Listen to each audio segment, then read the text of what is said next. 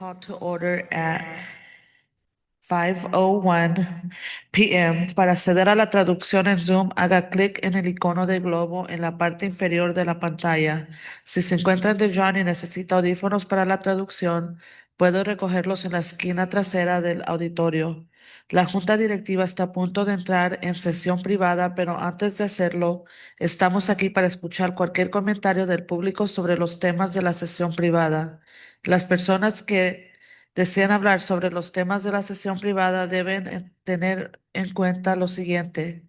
Si se encuentran en el auditorio y no lo han hecho, por favor entreguen una tarjeta de comentario al público que encontrarán en la mesa de la entrada, o si participan a través de Zoom, deberían levantar la mano en la aplicación de Zoom. Si acceden a la reunión por teléfono, presionen el asterístico 9.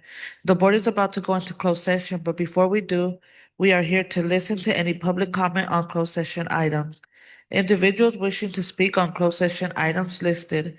If you are here in the auditorium and you haven't done so already, please submit a WCC USD public comment card, which you can find on the entryway table. Or if you are participating via Zoom, individuals will need to raise their hand in the Zoom app. If you are accessing the meeting by phone, press *9. The time allotted to each speaker is 2 minutes. The total time allowed is 1 hour. Speaking time should not be transferred from one person to another. There is no substitution of speakers. We alternate between a Zoom comment and an in-person comment. The public comment period is a safe space where diverse viewpoints may be expressed civilly without interruption or intimidation. Please listen attentively to the speaker's comment and respect their time as if it were your own. Be open to another point of view if one is offered. Due to the Brown Act, board members cannot discuss items that are not on the agenda and do not usually respond to items presented in public comment. The items listed for the items listed on the closed session agenda tonight are liability claims, 2, conference with legal counsel, anticipated litigation, 3, conference with labor negotiators, 4, public employee discipline, dismissal, release, or complaint. Is there any public comment? We have no public comment. Seeing with no public comment, we are now adjourning to closed session at 5:03 p.m. and we will return to open session at 6:30. Thank you.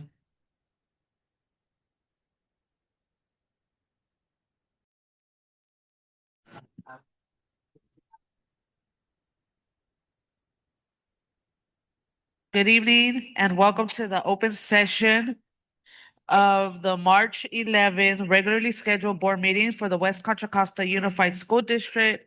I am calling open session to order at 6:54. Bienvenidos esta noche para nuestra junta de marzo 11 del 2026.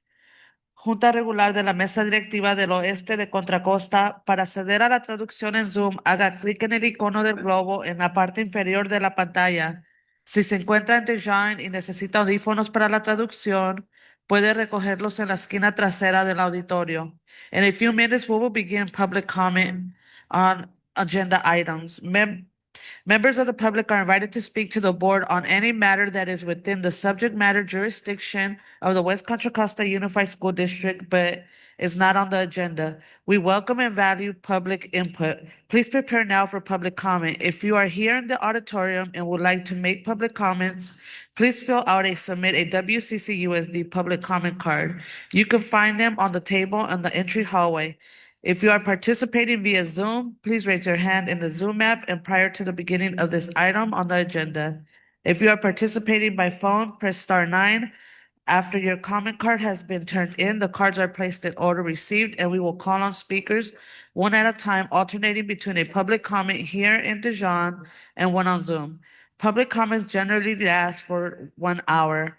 The time allowed to each speaker is 2 minutes. We value all public comment and respect everyone's time. So please step away from the microphone when your time has ended so that others have the opportunity to speak.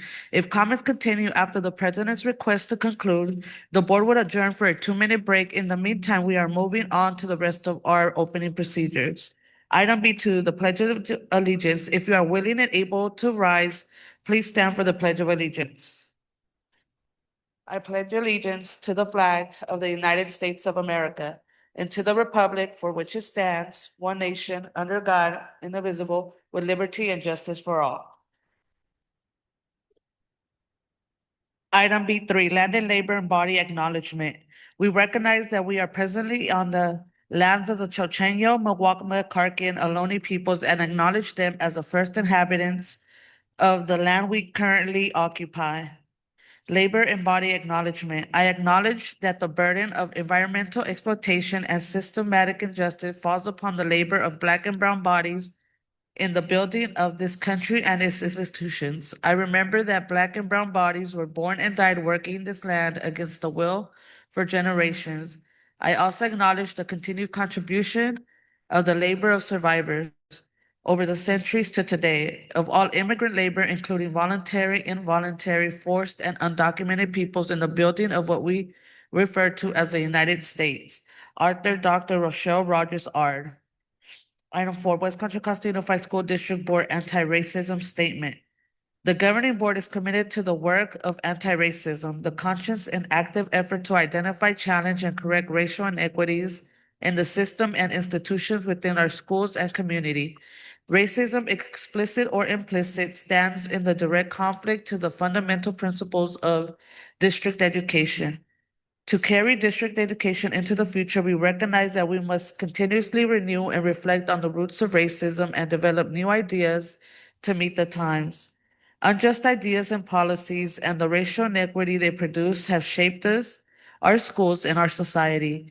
The board strives to uncover unconscious biases and practice anti-racism as individuals and as board members.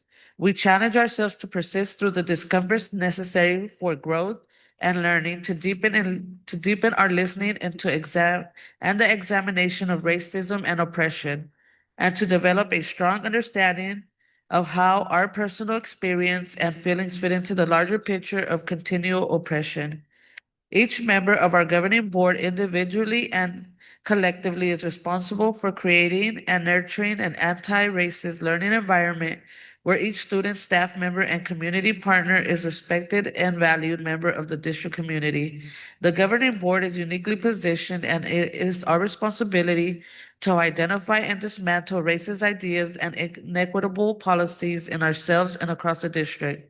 Therefore, we commit to anti-racist policies, programs, and practices for our children's education and well-being, while we build strong and inclusive school communities. The board commits to holding each board member accountable towards these goals and moving the work of anti-racism forward. We also commit to holding West Contra Costa Unified School District staff, students, and community to living these standards of anti-racism in our schools. Board approved March 20th, 2024. Now can we get a roll call, Superintendent Carter?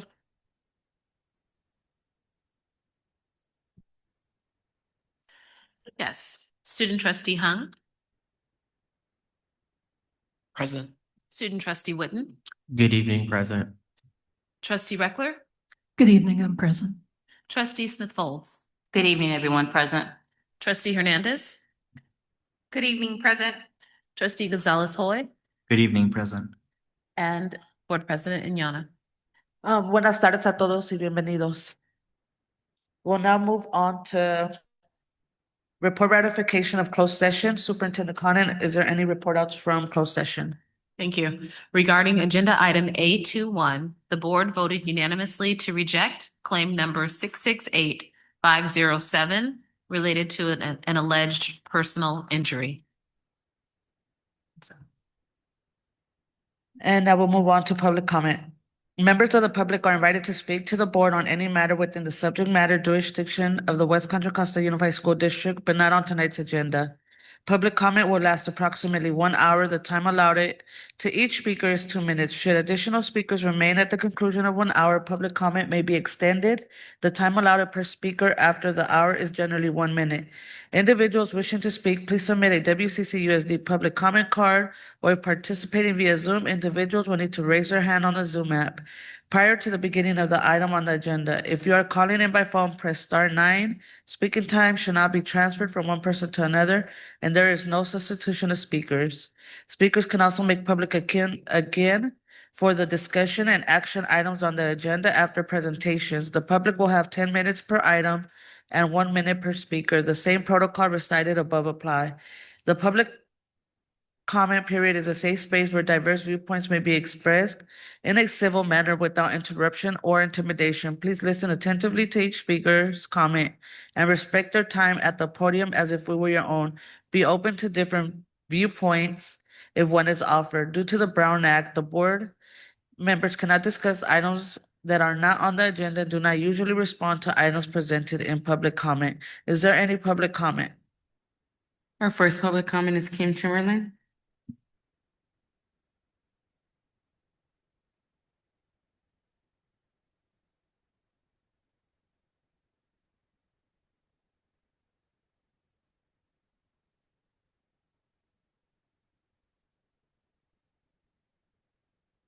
Good evening. I'm Kimberly Chamberlain, IFPTE Local 21 SSA Chapter President. I would like to start with, as we start spring, we're finding usually it's a time of refresh and renew. This year, it's not so much. Most of the people that I have talked to that are losing their positions and those that are moving on or who could move on have stated they're here for the kids. So Maria, Nancy, Casey, Shamonica, Myra, Courtney, Rochelle, Brandon, Elizabeth, Eliano, Charles, Christina, Margarita, Jorge, Denise, Amanda, Tara, Megan, Tashaka, Angelica, Daniel, Mary, Terry, Edgar, Tasha, Stephen, Jerica, Joseph, Victor, Virginia, Jack, Juan, Brandon, Tanya, Lance, Rocio, James, Isha, Elizabeth, Demi, Derek, Alexander, Laurie, Felisa, Zenaida, Natalia, Cheryl, Jasmine, Nadine, Tracy, Elaine, Carolyn, Shoba, Raylene, Sarah, Jennifer, Janine, Alma, Justine, Sergio, Dylan, Jose, Antonio, Randall, Veronica, Maria, Brent, Giselle, Amanda, Kira, Sophia, Denise, Renee, Alexandra, Suzanne, Joshua, Michael, Lynn, Isabel, Angelica, James, Jose, Cedric, Christy, Elsa, Janaea, Mercedes, Bernadette, Vicky, Elizabeth, Christina, Sabrina, Roxana, Jenny, Melissa, Alma, Laurie, Christina, Verdi, Leticia, Yasmin, Leslie, Shannon, Thomas, Veronica, Robert, Cornell, Michael, Mac, Ferris, Jerome, and Robert, Sherry, May, Wendy, Sylvia, Sarah, Micheline, Trinity, Angelica, Stephanie, Kimberly, Julie, Marie.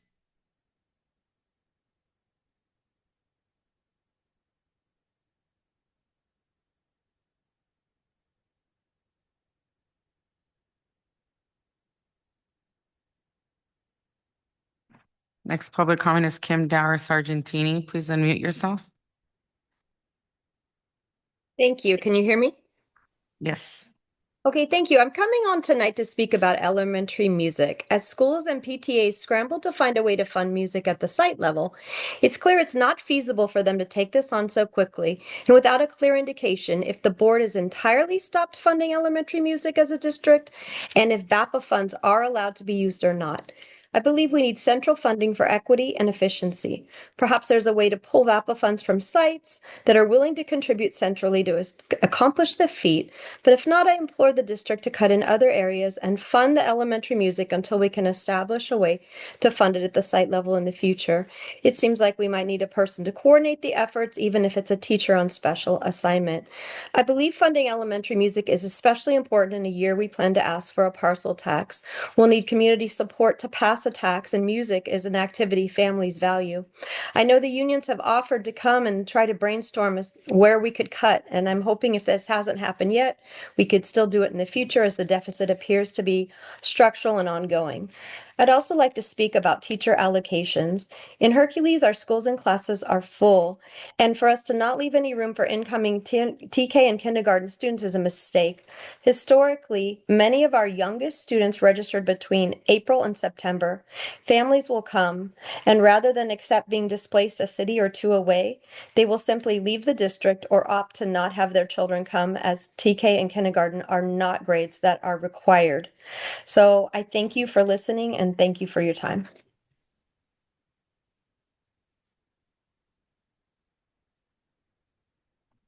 Our next public comment is John Maldonado.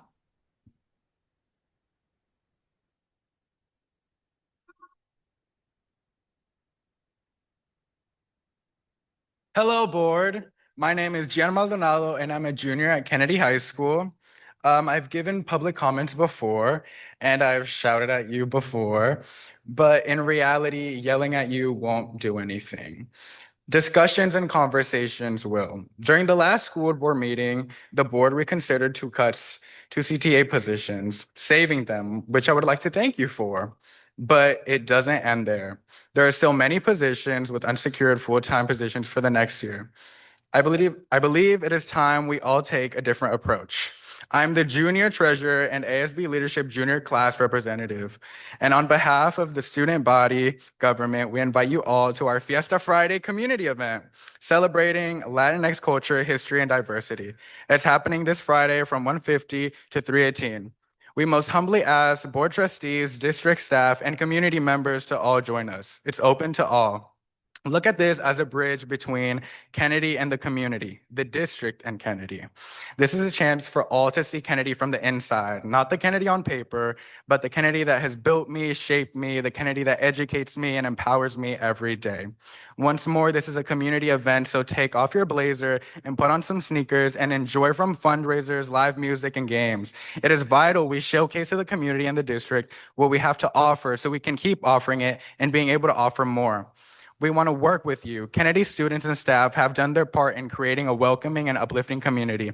It's time all the moving parts of the district see and put in the effort to protect Kennedy and help build a better Kennedy, because the students, more than anyone, want a better Kennedy. Please. Thank you, board, and please consider attending. Thank you.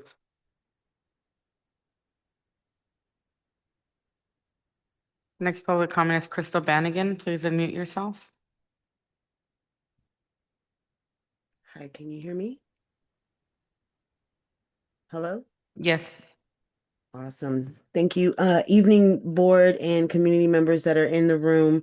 My name is Crystal Bannigan, and I have 3 kids in this district, actually one in elementary, one in middle, and one in high school. Go Eagles, we're graduating this year. But I am on Zoom tonight because I wanted to just raise some concerns once again about the state of our Black students, and just kind of, I mean, I told you I would be back, and so I'm going to constantly be reminding you how you are failing these students as a district, not as a board, as a district. Black students are suspended at a rate of over 12%, which is more than double the district average. That's still going on today. Millions of dollars are allocated specifically for unduplicated pupils, and only 9% of our Black students are meeting math standards. 9%. ELA is 19. I just want to remind you that that's less than 2 students for every 10. And so, nearly half, 48.5% of Black students in our district are chronically absent. It's not because they have things to do, it's because they don't feel safe at school. So in my last couple of seconds, I just wanted to say that I appreciate those of you who are helping our students, trying to help our students, in the midst of helping our students. And for those of you who are not, I'll see you later. Thank you.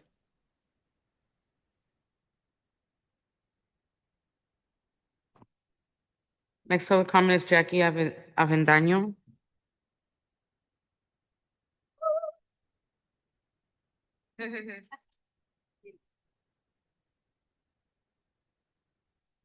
Good afternoon. My name is Jackie Avendaño. I'm a WCC USD alumni and a fifth-year ethnic studies teacher at Kennedy.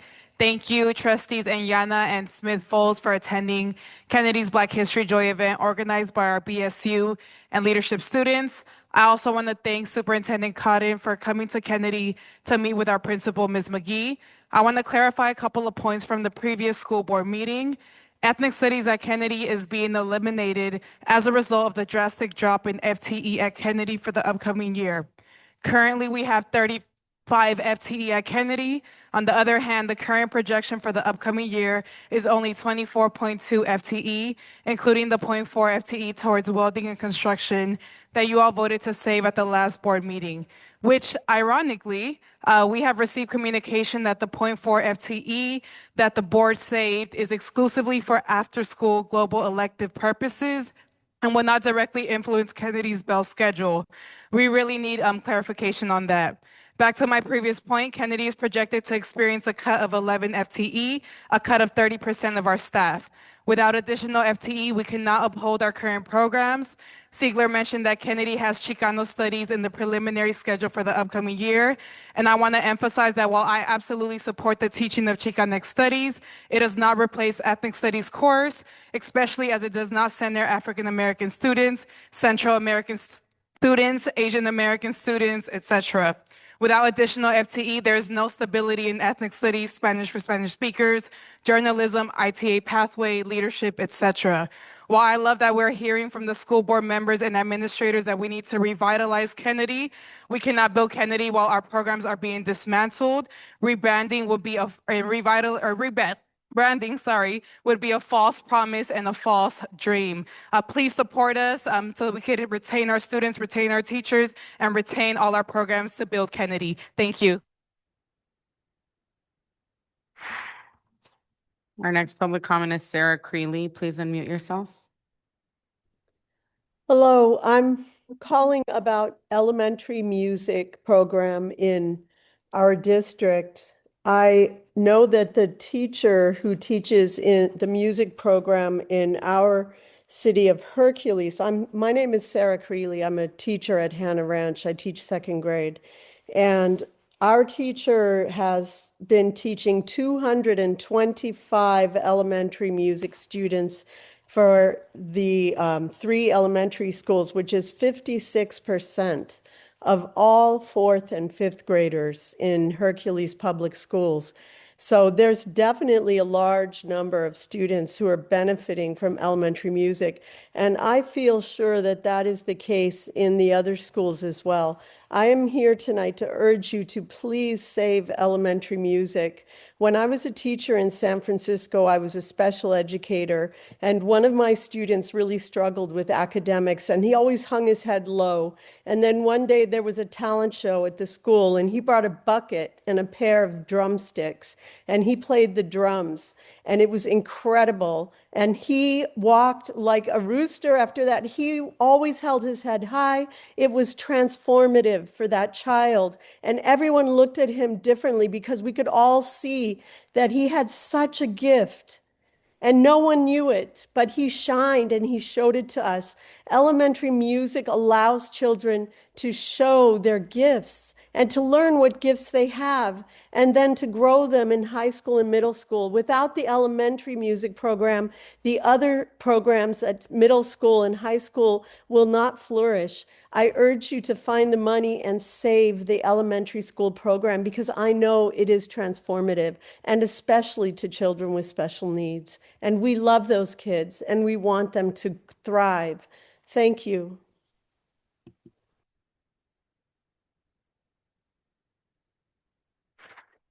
Next public comment is Kumi Yanagihara.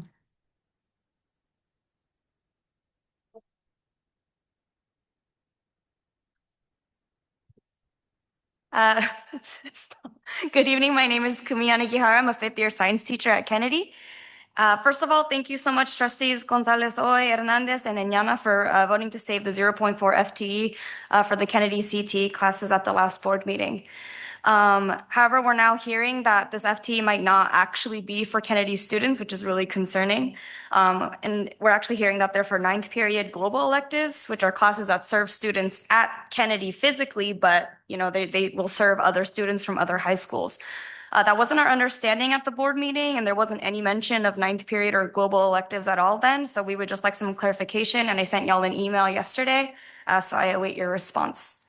And secondly, Kennedy deserves better. We've said it before, we'll say it forever. Due to these austerity measures, we're projected to bleed so many teachers again who actually want to be here. And we're constantly projected for lower enrollment than the number of kids we actually get on the first day of school. And I also heard that there's about a 200 student discrepancy between the number of 8th graders in the Kennedy feeder middle schools and the number of projected 9th graders for next year. So where are those kids going? So because of these lowered projections, we're losing valuable electives like ethnic studies, Spanish for Spanish speakers, journalism, and several AP classes, and possibly welding and construction. And we know electives are classes that students get to actually elect and are often what makes school the most enjoyable for the kids. So why are we taking them away?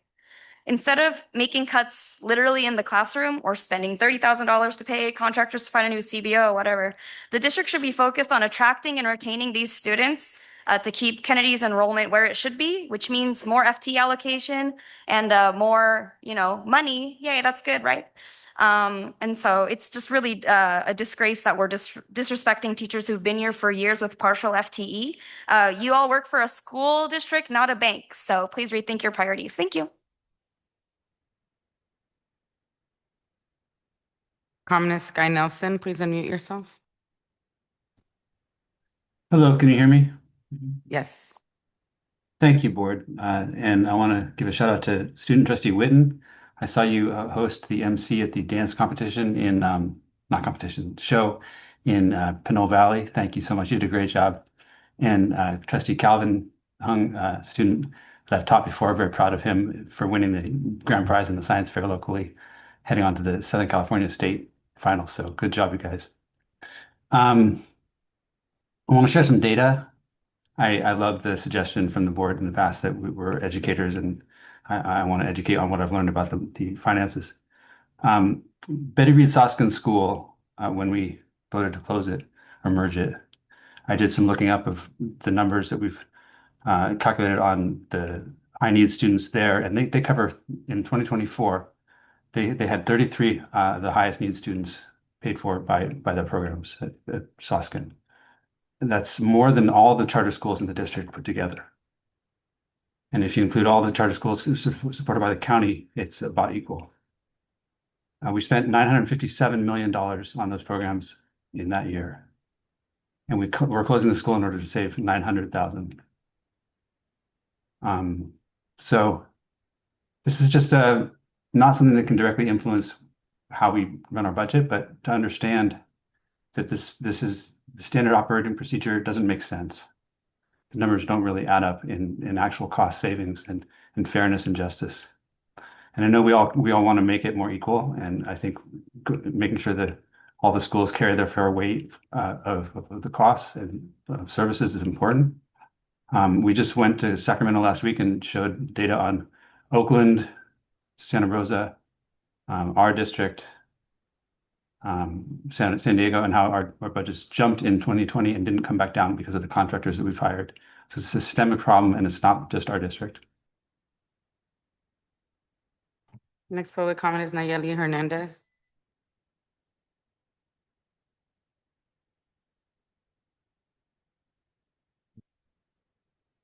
Good evening. My name is Nayeli Hernandez, and I am a teacher at Kennedy High School. First, I would like to thank President Enyana and Board Member Jamila Smith-Holtz for attending our joy event on February 27th.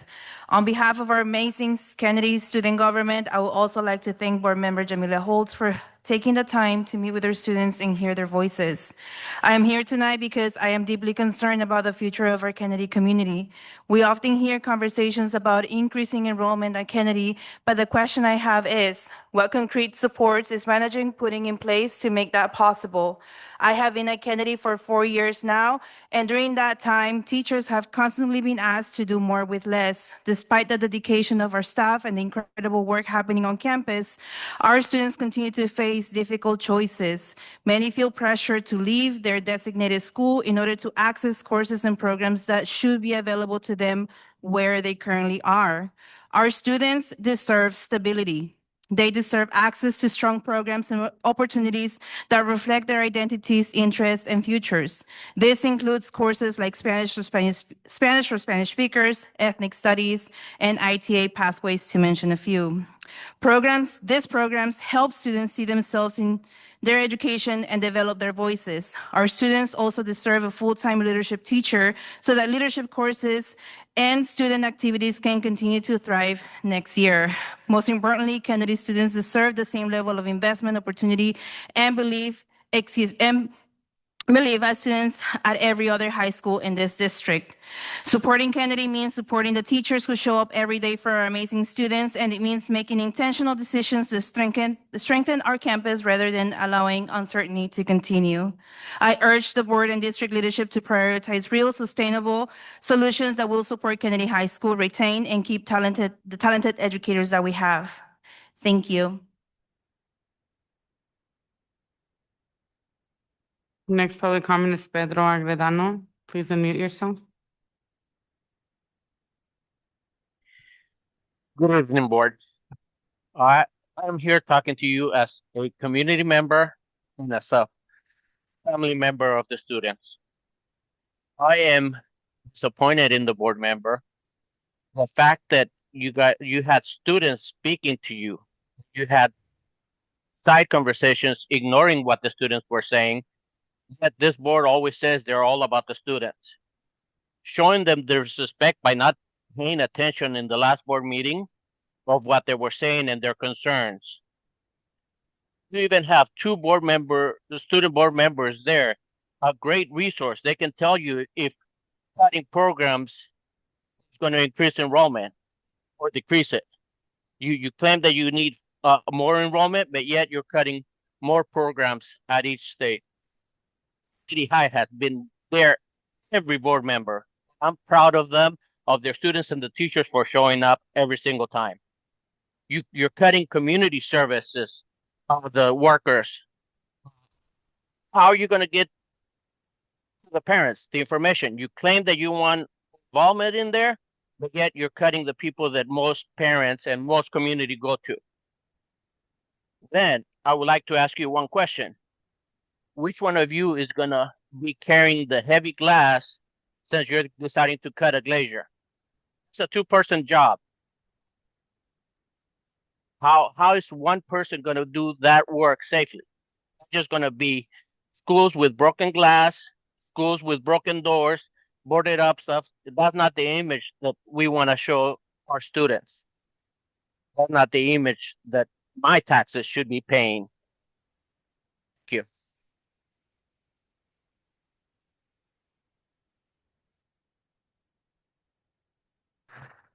Next public comment is Ash Shabat.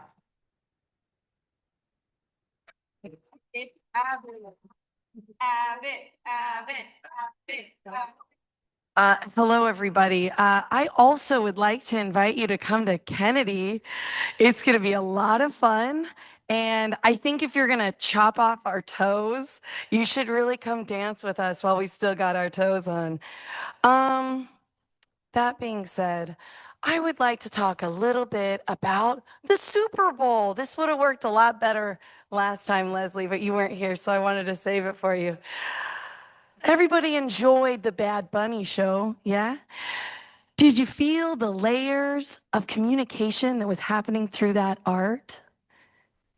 Could you see him waving a flag that wasn't the dark blue Puerto Rican flag? Did anyone look up what that meant? If you didn't, that's your fault. If you didn't have to, maybe you had a cool class like ethnic studies and you already understood that that was a symbol of liberation, right? If you want to honor the arts and get our students involved in positive resistance, you need to fund things for students to learn how to do positive resistance.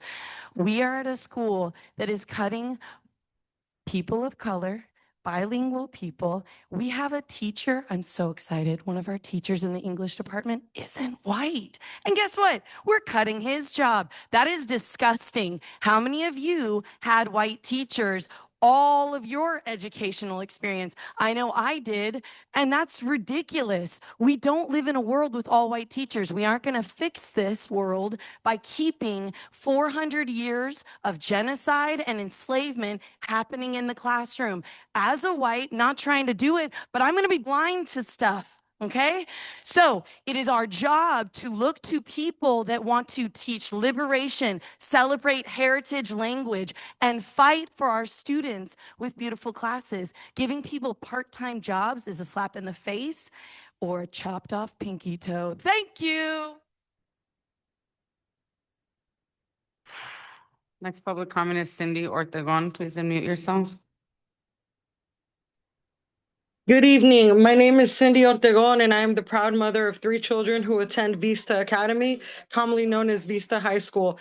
It is with tears in my eyes that I come to these meetings again, asking you to keep our school funded. As a mother and as a taxpayer, I feel deeply hurt and frankly appalled that the district has decided to eliminate kindergarten through 3rd grade, leaving families like mine in limbo about where our children will attend school next year. Vista Academy is not just another program. It is a learning model that works for many families. Our children learn from home, which means the district saves resources. There are no classrooms to maintain, no lights running all day, and minimal operational expenses. Yet despite this, the program that is clearly working is the one being cut. My children have thrived in this environment. Vista has given them the freedom to study at home while still receiving quality education. They are excelling, and many other families can say the same. I have also never seen any one of you guys come to our in-person nature walks or community events where you can see the incredible work our teachers do to keep these children learning and socializing.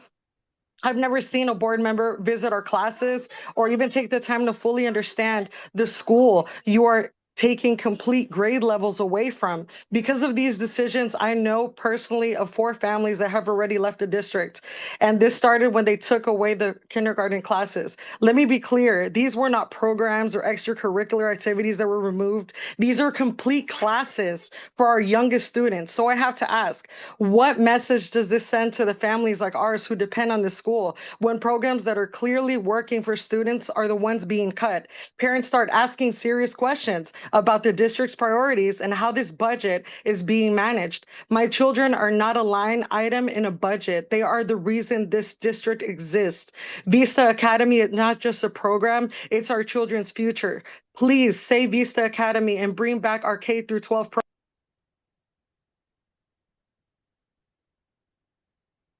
Next public comment is Cristina Huerta.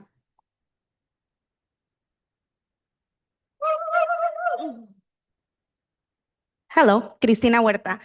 I didn't plan anything for today because the last 2 times I've been here, you've cut my time to a minute. So I figured I'd just wing it.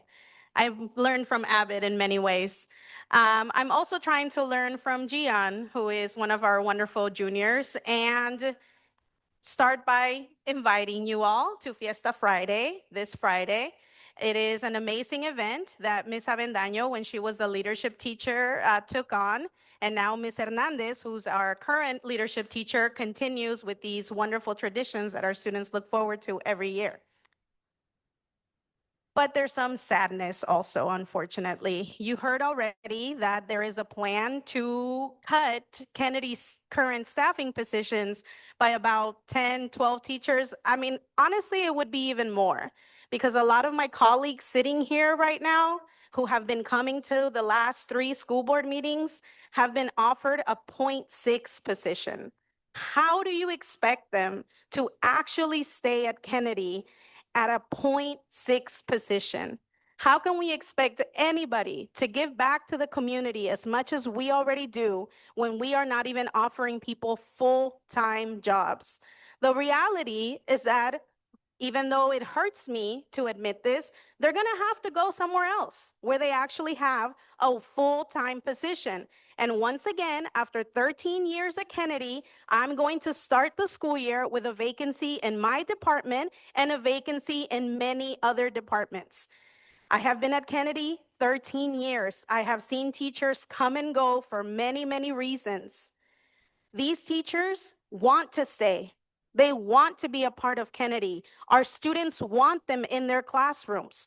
We need your support. Look at the numbers. Something is not right when you have this many people coming to you meeting after meeting.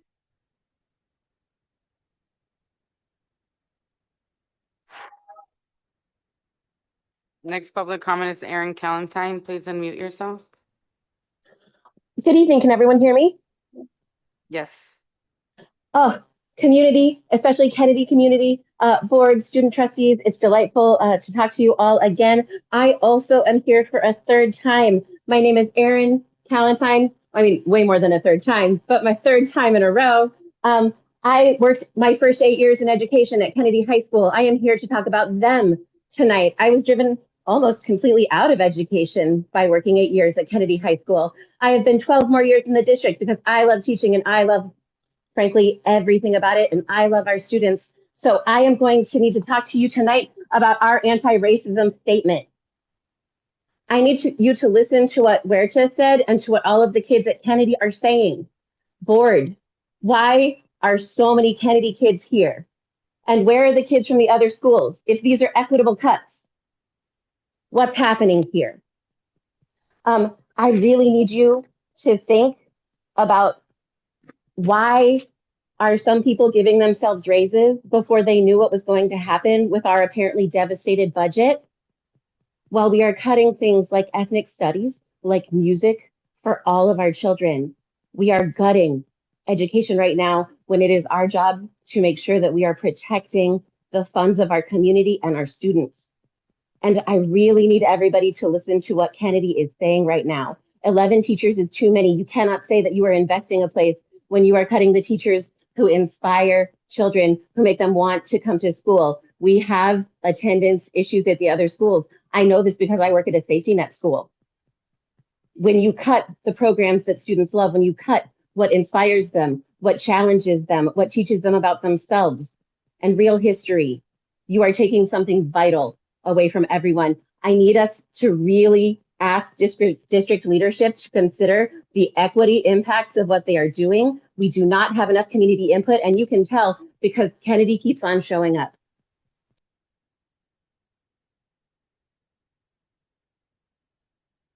Next is Mitzi Perez Carl.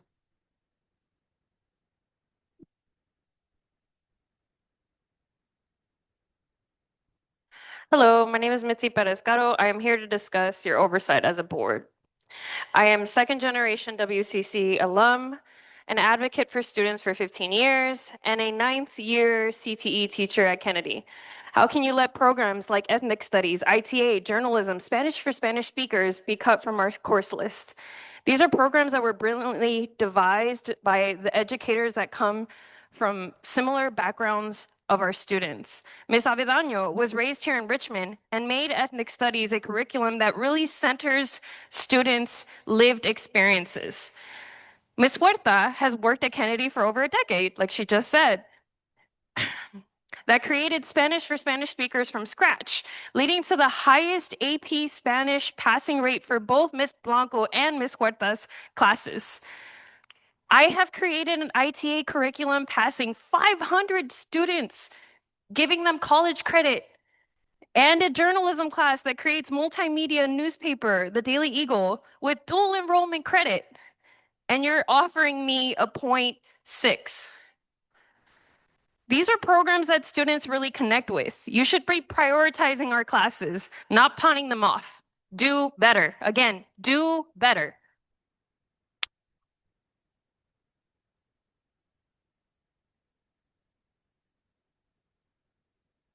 Public comment is Eon Bader.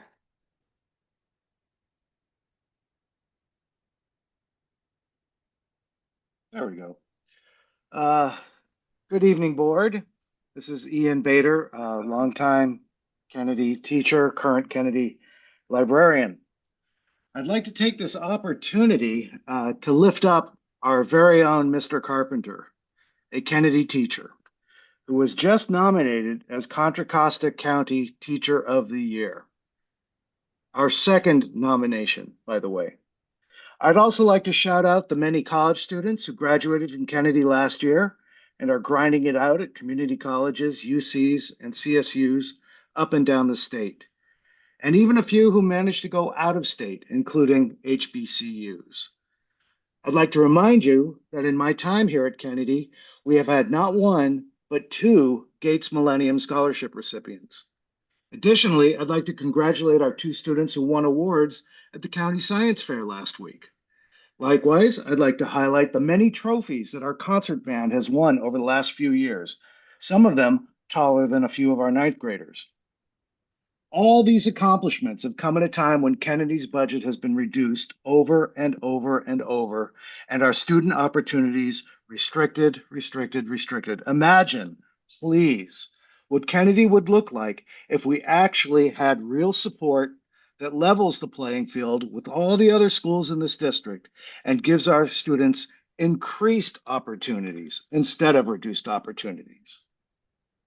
And by the way, I find it hilarious that with the new building, Kennedy is finally getting windows and the district is cutting out glaziers. Thank you.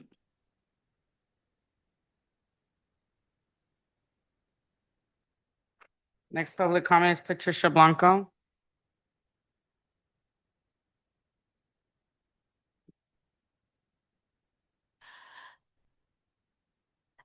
Good evening. My name is Patricia Blanco. I'm here to ask for your support to keep ethnic studies, leadership, journalism, and Paraguay programs in our institutions. Our students deserve to have electives, not a school full of vacancies. I also want to mention some important facts to keep Spanish for Spanish speakers program in Kennedy. WASC did not only present the directive to start the program in 2015, but other WASC teams have chosen it as a highlight at Kennedy. There are currently 90 students enrolled in the program, 60 students in Spanish for Spanish speakers 1 and 13 in Spanish for Spanish speakers 2. When Kennedy had a 6-period schedule in 2019 and 2020, Spanish for Spanish speakers was kept as an elective.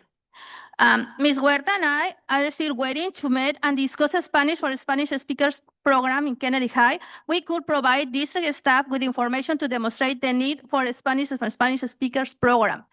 Please. You are investing millions of dollars in a new building. That building is going to be empty. No electives, no students. Dr. Greenwood, I meet you. You support me since the very first time I'm here. Please try to hear us, support us. We're here to work for Kennedy. I always said Kennedy is like Sorbonne for me because it's a great institution with great students. And I would very appreciate too that you pay attention to my words, not just ignoring me like every time we're here. Thank you very much for your attention. Next public comment is Jeffrey Bean. Please unmute yourself. Hello, Jeffrey Bean here. I teach 4th grade and 5th grade at Shannon Elementary in Pinole. And I wanted to take a moment to thank the school district for the new cafeteria we have at Shannon. Shannon's new cafeteria opened a couple months ago, and it is a beautiful building. Contrary to the rest of the campus, which is very, very old and built in the 50s and 60s, this new cafeteria is wonderful. It's spacious, has a lot of room. I run an after-school juggling club where we learn to throw and catch things after school on Thursday afternoons in the new cafeteria. We were in my room prior to that, which had not a lot of space for throwing things. But the new cafeteria is beautiful, has high ceilings, plenty of room. I usually have about 12 to 15 students each day who come and work on juggling and learning to work with each other and collaborate. A lot of fun. And I know that I speak here a lot about things that WCCUSD does poorly, but this is one thing they've done right, having a new cafeteria for Shannon. And thank you for that. Have a good night.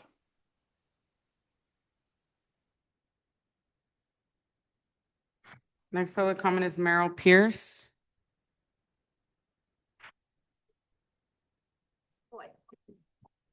Hi, everyone. My name is Meryl Pierce. I'm a project assistant in the science department. My role is the coordinator of the Richmond Outdoors Coalition. I'm also a proud parent at Nystrom and Vista. Before stepping into this role in 2023, I taught at Verdi for 10 years, where I started taking students to the snow 7 years ago. The mission of the Richmond Outdoors Coalition is to connect Richmond youth and families with nature through frequent, meaningful, and connected experiences. Last year at Verdi, Nystrom, Dijon, and Richmond High School, we engaged 1,414 participants who had 5 program experiences per participant, averaging 34 program hours per participant. We're excited to continue and expand our work thanks to the support of our funders and the district.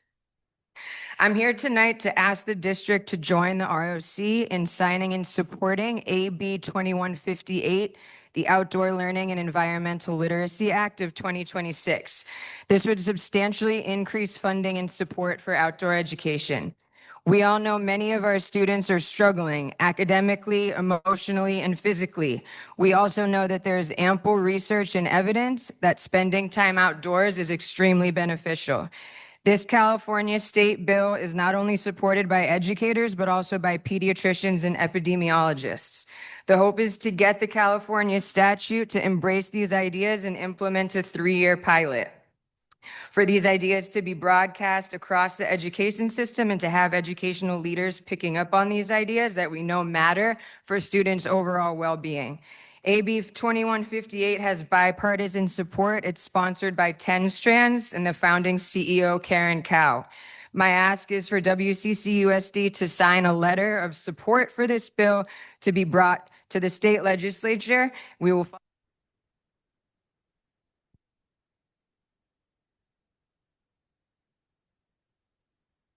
Next public comment is Christian Vigil. Please unmute yourself.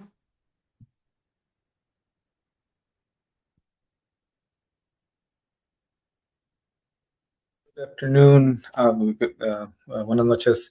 My name is Cristian Vigil. I'm speaking here as the Social Studies Chair at Kennedy High School. As I have mentioned before, I am currently not on campus, but learning to my surprise that not only 1, not 2, but 3 members of my department are getting impacted by these cuts. Incredibly lessening our effectiveness to support our students. And what is most concerning is that all of these 3 colleagues are Latina women, right? And so, para acabarla in Women's History Month, right, we are conducting these types of actions against Latina educators. So I'll keep it brief once again. Please look at Kennedy, look at the wonderful students that we have here supporting our teachers and our programs. Thank you to the board members who have continually engaged with the Kennedy community and protected our FTE. But we are getting concerned because the end of the year is coming up and these things haven't been resolved. And we do not want to be in a place where we are fighting for educators over the summer. And so again, protect Latina educators, protect women educators, and please support Kennedy. Thank you.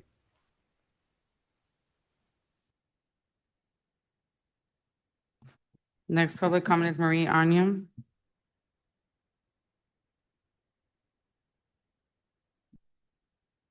Thank you to the leadership that met with me at Stage. We had a roundtable discussion and a walkthrough of the campus. Now everything is in the process of being resolved. Painting the yard, stools for the sinks, fixing the railing, shade for the big yard, and an updated safety plan. The Stage family is looking forward to the coming resources. Thank you to SPED for providing the transportation handbook. My colleagues commented they are grateful to have guidance using the service. We have shared the document with our families. Thank you. Thank you for providing a phone line to the speech clerk. Her voicemail needs to be set up and then she's ready to go.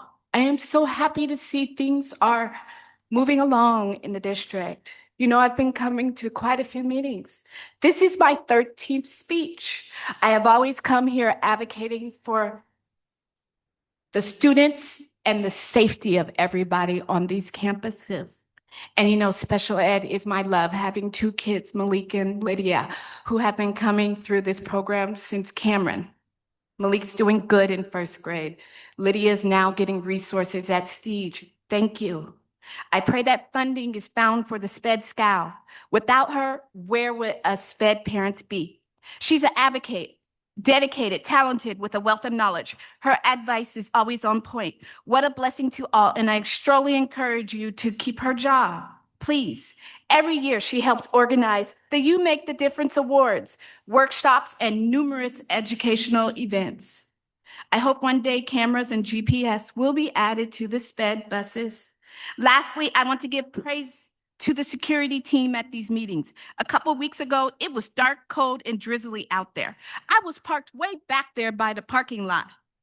They always checked in and they walked me and my kids to the car, made sure I buckled both my kids in and I got in.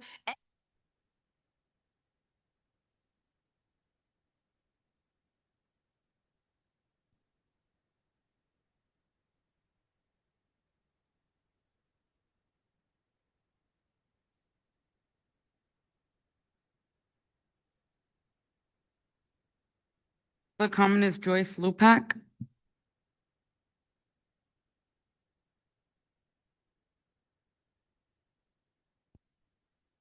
There we go. I'm a parent in the district. And I just want to say my daughter goes to Vista and that place is a miracle. She is special needs student. She tried to go to Korematsu. That lasted 6 weeks and then she was home in bed every day and didn't come out for like months. Then she tried to, fast forward, she tried to go to Summit. We thought, you know, charter school, and they tried their best. 6 weeks and she was back in her room. When we found Vista, it was like a miracle. She attends now. Her love through all of this has been soccer, and she got herself to go try out at El Cerrito High and is the varsity goalie this year. They made it to semifinals, and I'm not trying to brag on her, but like too often SPED kids are just seen as SPED kids, that label, that not all the other pieces of them, right? And so she just wanted to be in school and she can't tolerate other schools, and Vista knows that about these kids and can help them do what they can, like what they really are good at, and find those things. And it's so important. So I know everything is hard right now, but anything you can do to keep that program going and whole, it's just a miracle. So thank you.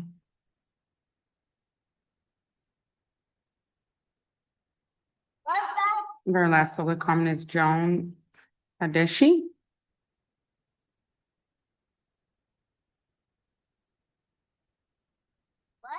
Hello, I am Joan Hadeshi, and I have had the privilege of being an elementary music teacher in the Hercules area for the last 9 years.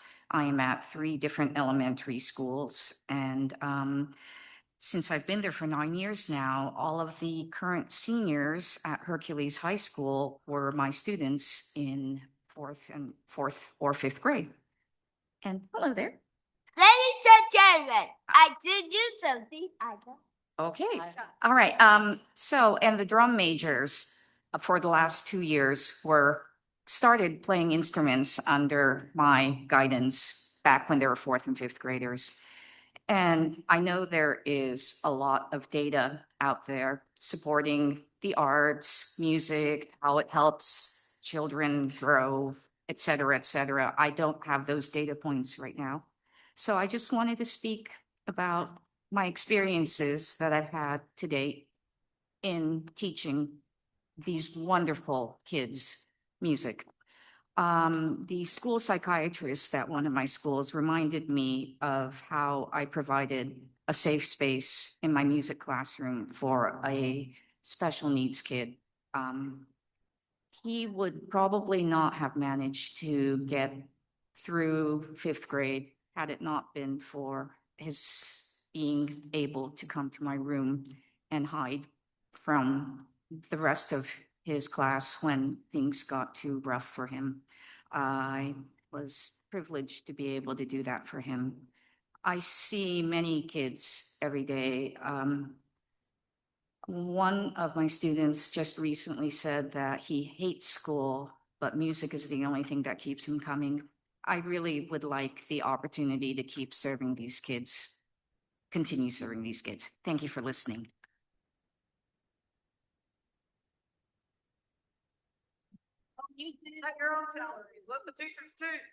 That concludes public comment. Thank you to everyone who gave public comment tonight. We'll move on to standing reports. Do we have any standing reports for tonight? Yes, we do. We have UTR and DLI. Francisco Ortiz, please unmute yourself.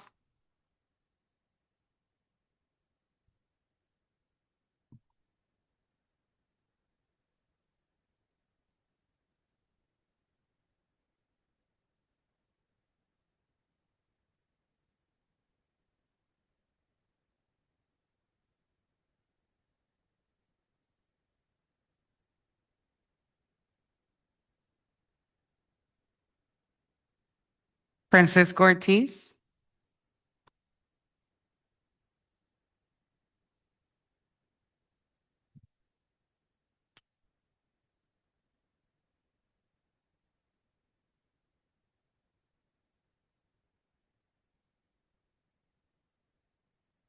Can't hear you, Mr. Ortiz.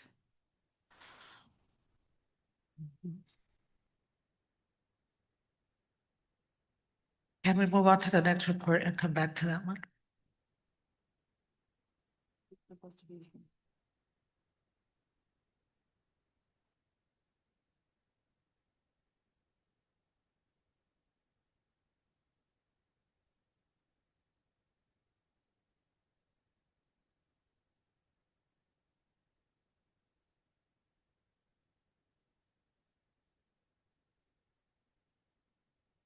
Francisco Ortiz, can you please unmute yourself?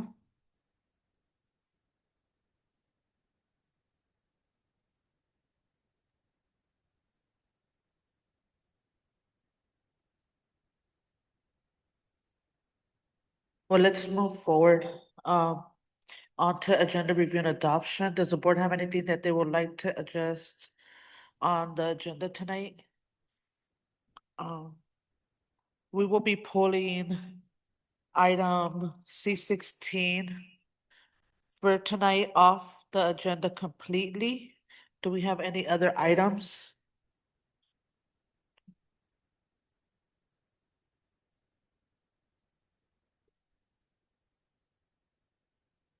Trustee Hernandez? I'll wait until consent. There's 2 items from consent that I want to pull. Anyone else? Yeah. So we will proceed with the agenda as published, removing agenda item C16 from the consent calendar. Moving on to, oh, sorry, Smith Folds. Do we know when C16 is coming back? Do we have a time? We don't know right now when it will be coming back. I'm complete. Okay, we'll now move on to item 10, approval of minutes for February 25th for 2026.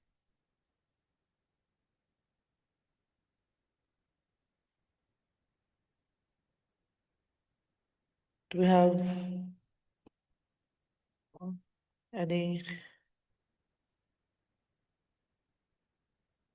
any changes to the minutes? No. Seeing none, minutes will be approved unanimously.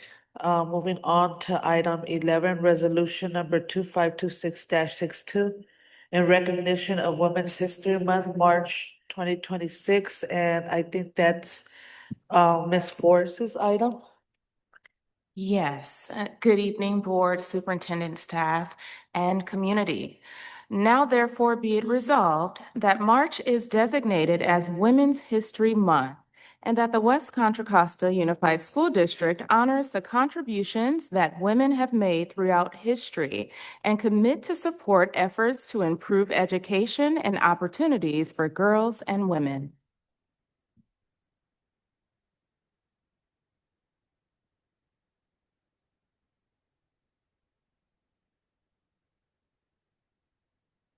So do we?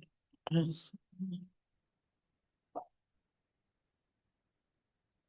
do we have any board comments on this item? Trustee Smith Folds? I think as a board, there are some things that we need to look at that are specific to women, girls, and those that identify. One would be the dress code, because we know that the dress code disproportionately affects girls. The other would be when we talk about period poverty, menstruation poverty, and about how we're making hygiene products accessible to our students. I think we also can include other things about when we talk about passing periods, because we know that passing periods, there are more girls that get caught not getting to class on time in the passing period because of the hygiene that they have to do once a month. I'm complete. Thank you. So shall anybody move this item? I'll move resolution number 2526-62 in recognition of Women's History Month, March 2026. Reckler will second. So moved by trustee Smith Folds, second by Reckler. Trustee Han, Yes. trustee Whitten, Yes. trustee Reckler, Reckler, yes. trustee Smith Folds, Smith Folds, yes. trustee Gonzalez Hoy, Yes. and trustee Hernandez, Yes. and trustee Llanos, a yes. So resolution number 2526-62 has passed. Now we're moving on to item C, consent items. Does any board member wish to pull any items from the consent for discussion later in the evening? Trustee Hernandez? I would like to pull C9, the camera access control system 5-year renewal, and C10, the Power Edge server 2, for the security cameras.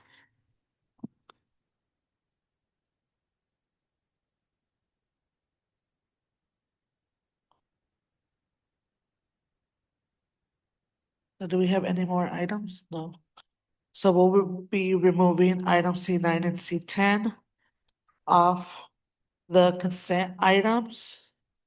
And we'll accept the rest of the consent items. Sorry, Oh, President Hernandez. Indiana. Did you just say C10? Is C9 and C10? I said C9 and C10. Sorry, I didn't hear you.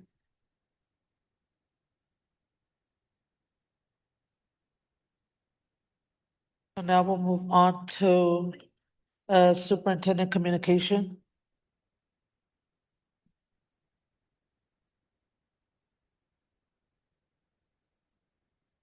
Thank you. I can't see.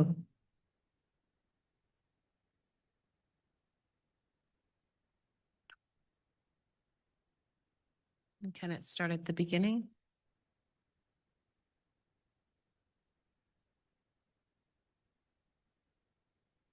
Excellent, thank you. Next slide. Getting started first, I want to acknowledge that this is March 4th and March 6th. We celebrate our Maintenance Worker Appreciation Day and our Employee Appreciation Day, honoring the dedication and hard work of staff across our district. We are grateful for their commitment, their skill, and their care. Thank you for doing all the things that you do every single day for the students of West Contra Costa Unified School District. Next slide.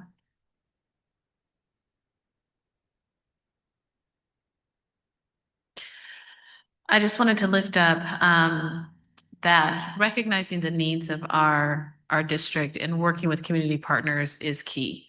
I know that we do work with a number of partners, including we have our schools and neighborhood action team coming up. That's a whole host of community partners. But we also had an opportunity to connect with one of our partners, our West Contra Costa Transportation Commission. I attended the commission meeting about a week ago to appeal to and build partnership with some of the agencies that support transportation for our students, particularly around our middle school merger. And so we're excited to continue our work with WestCat myself, as well as members of our cabinet, are working closely with transportation agencies to ensure that students are able to have safe travel to and from school as we merge our middle schools. Next slide. I want to say congratulations, and can we all just give a round of applause? So excited, and they'll be joining us at some point this year. Congratulations to Benjamin Carpenter at Kennedy High School and Carolyn Lowndow at Kensington Elementary School. Both teachers have been recognized by the county for their outstanding work as Teacher of the Year, and will be participating in kind of the competition across the county to determine who will be considered the county's Teacher of the Year. But they are winners and stars in our eyes, and we really appreciate all of the work that they do for our students here in West Contra Costa. Next slide. Yes. So, okay, but we're not responding to the board, and I want to model for our student trustees. We don't specifically respond to public comment. Moving forward, had an opportunity to attend the NAACP Contra Costa College African American Staff Association award and recognition banquet. I received an award actually for community leadership, and I appreciated both the NAACP Contra Costa College, as well as being supported by board members who were there and in support. I appreciate Board Member Smith-Foles, Board Member Hernandez, and Board President Inyana. I was going to say your first name, Board President Inyana, for your support. So just really appreciate that. That was a wonderful opportunity and really a celebration, I think, of all of us and all of our good work that we're doing on behalf of our students. Next slide. And another way that we are able to celebrate our staff who lifts up our students every single day, the You Make a Difference Award ceremony was held this past Friday here at Dijon Middle School. We did have a number of our board trustees, Trustee Inyana and Trustee Smith-Foles, were both present for that awards assembly as well. It was emceed by our county supervisor, John Joya, and just a moment to really show the true partnership between family and school and what those relationships really mean. Just excellent job, and thank you to Dr. Fleischman and your team for hosting such a heartfelt event. Thank you.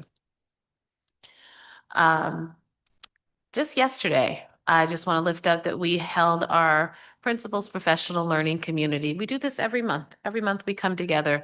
But I tell you, this was a really, really exciting time. Thank you to Cabinet for being there and for your leadership. Thank you specifically to Catherine Acosta-Vepraskis for kind of helping to pull all these pieces together and make it all make sense. It was a great event where we were able to talk about both retention of staff through staff wellness and well-being and paying attention to what we're doing to support our staff. And that is through a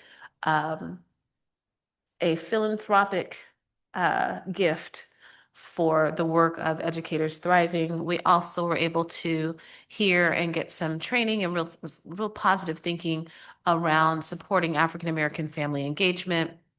We looked at our TFI data, our attendance data, our academic data, and had time for our principals to really engage in deep discussions and build questions around what they are doing to serve their specific communities with that information.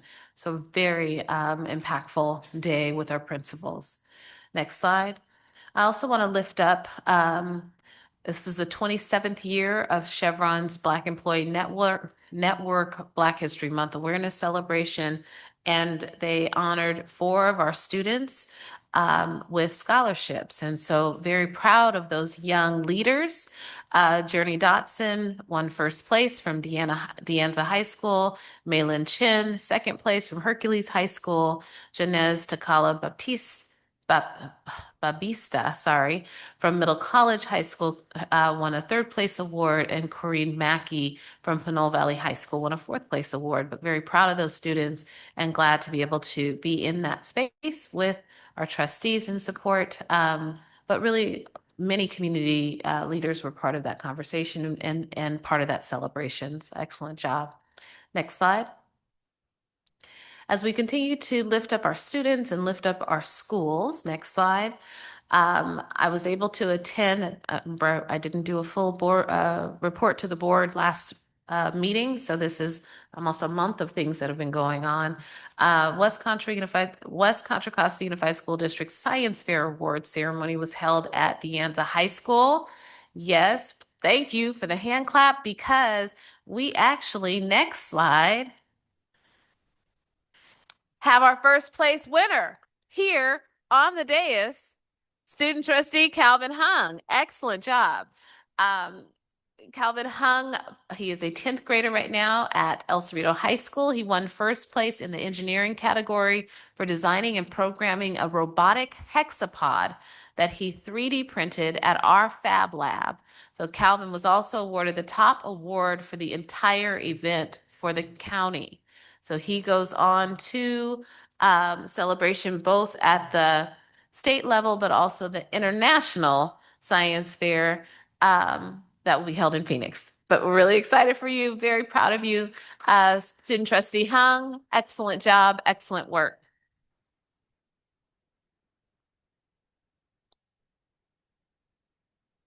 In other news of things that are going on around our district with our students, I was able to catch a quick selfie with our director Franco. In the background actually were students from Richmond High School that were playing in the semifinals against Galt High School. We did not win that game, but we played really hard. It was an excellent showing of our community. So really proud of our soccer players at Richmond High School and across our district. Also, a star is born. Daniel Lacey, he's a student at King Elementary School. I had a chance to see him in his student performance during a Black History Month program at King Elementary School, but he also was highlighted in a Berkeley rep play. So he is very proud that he is a working actor at this point, but was lifted up and was featured there, and staff and students came out to support him from King Elementary School and to celebrate his successes. So we celebrate both in school and outside of school. We want our kids to thrive and do well wherever they are and pursue their dreams. We want to lift up also El Cerrito High School Band takes first place. The El Cerrito High School Band Jazz Ensemble, Workshop, and Quintet for their outstanding performances at the 2026 Campana Jazz Festival. Next slide. We also want to lift up the Hercules High Titan Tribute. I love this as this was described to me. These are highlighting students, not the students who are always winning awards, that are always out front, but the ones who are quietly holding those Titan expectations and being a model for those, for their other students. And so just want to lift that up. I think that was a beautiful celebration. And I see that our student trustee Witten was present for that event. And so very proud of him as well. Excellent job. Next slide, please. We have Coronado's Elementary STEM Night was held on February 27th. Hands-on activities as well as the Fab Lab staff were there running stations. That is learning, the application of learning, which is very important for student growth and exposure to lots of different fields of study. Next slide, please. Want to lift up Richmond High School. They attended the Family, Career, and Community Leaders of America. And they actually, they won in this leadership conference. So just very proud of them, proud of the work that they're doing, and appreciate the staff that continues to support our students. Also lifting up, Greenwood Academy attended Cal's women's basketball game, which is always super fun. You see the Cal band in the background. But very proud of those students and glad that they had an opportunity. Again, exposure matters, seeing what's happening in our in higher education and understanding what your goals are, what the possibilities are, I think are important to hold for our students. And so just glad that we had that opportunity with those students. Next slide, please. We also had a number of Black History Month programs that were happening across the district. This is just a capturing a few. But as Black History Month closed in February, just want to lift that up. There was more than a month concert at De Anza High School. This was a partnership with Schoolyard Rap that came out and held both a high energy, educational, inspirational performance for our students. It's just a lot of fun. School should be a place of joyful learning. Next slide. Valley View also hosted a Black History Month Career Day. We had an ATF agent, an attorney, an AC Transit supervisor, an Amtrak conductor, senior project manager, gaming industry project manager, and me. It was a lot of fun, but had a chance to, again, that exposure matters and letting folks see the possibilities. In a different setting, we talked about how we as African American leaders are we're not an exception to the rule. We are an example for all young people to be able to follow. Next slide. There were other Black History Month celebrations I was able to attend as well at Coronado Elementary School and Dijon Middle School, but I want to lift up that happened across the district. I couldn't be at every single place and space. Many of our board members attended these events as well, but we just appreciate everyone who lifted this up and continued this important work, both exposure and understanding and growth for all of our students. Next slide.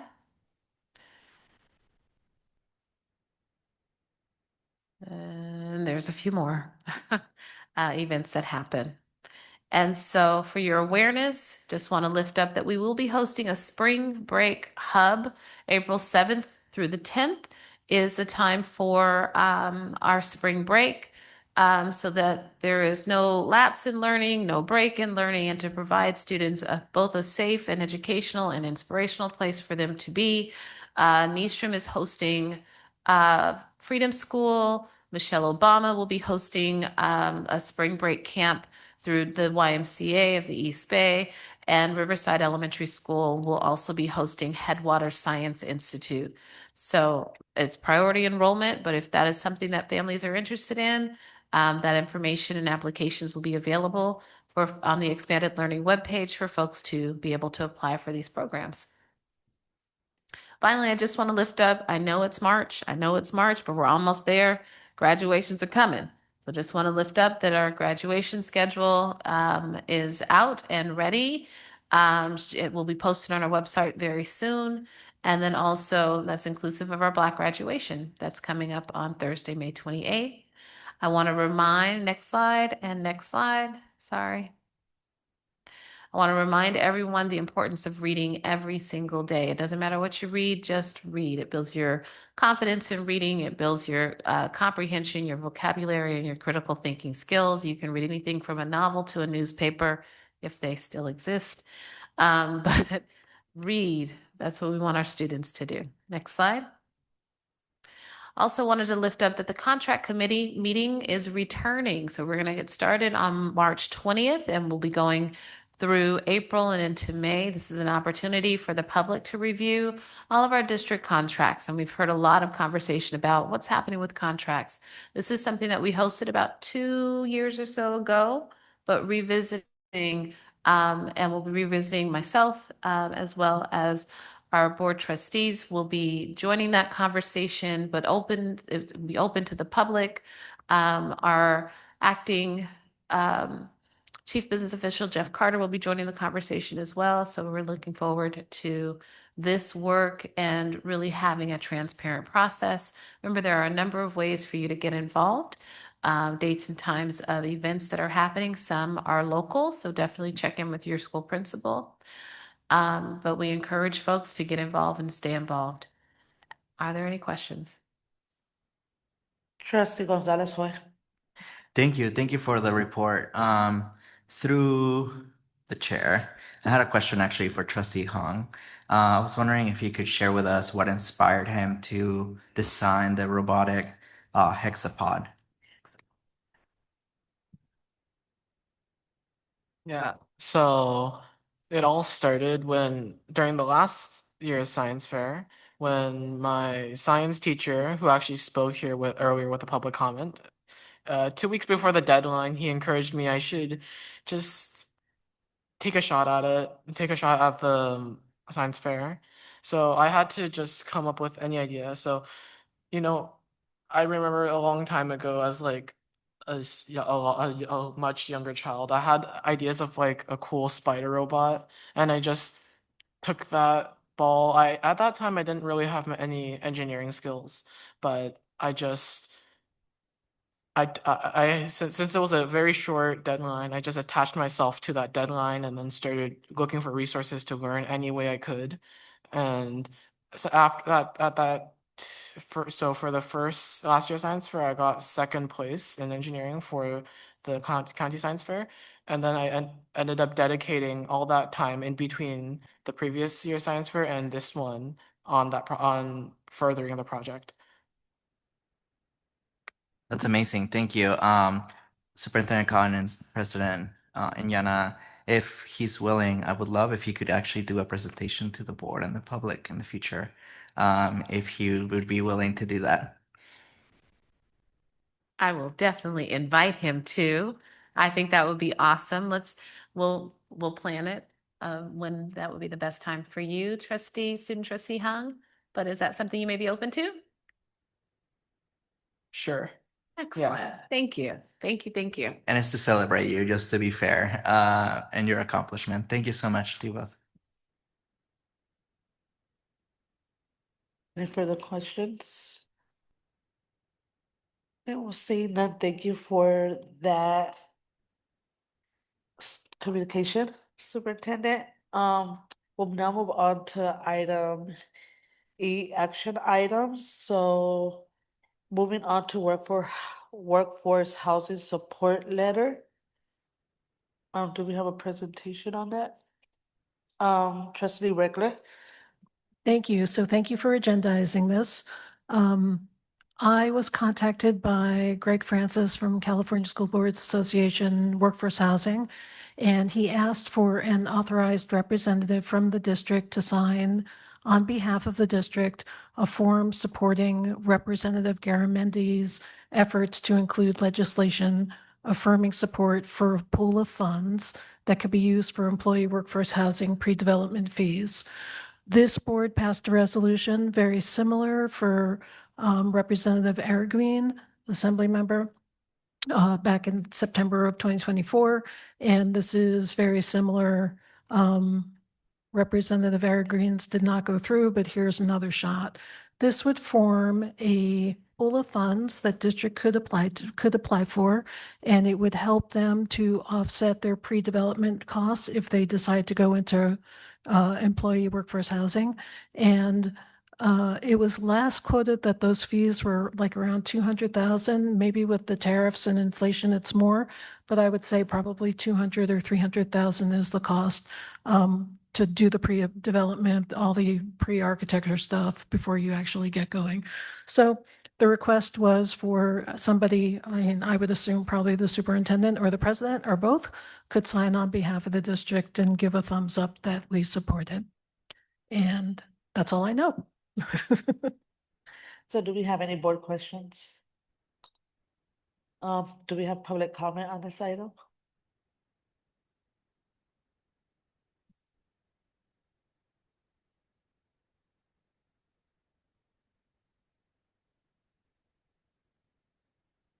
Karen Gerald, please unmute yourself. Hi, my name is Karen Gerald, and I'm a teacher at the Transition Program. That's a special ed program for 18 to 22-year-olds.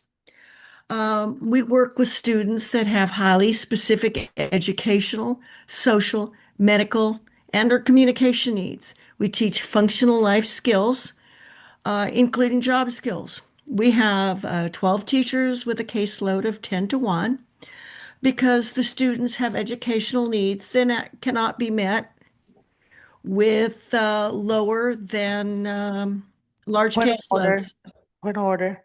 We are now on agenda item, we're on an action item, on workforce housing. So public comment has to be directed to that specific item. Do you have a comment on workforce housing?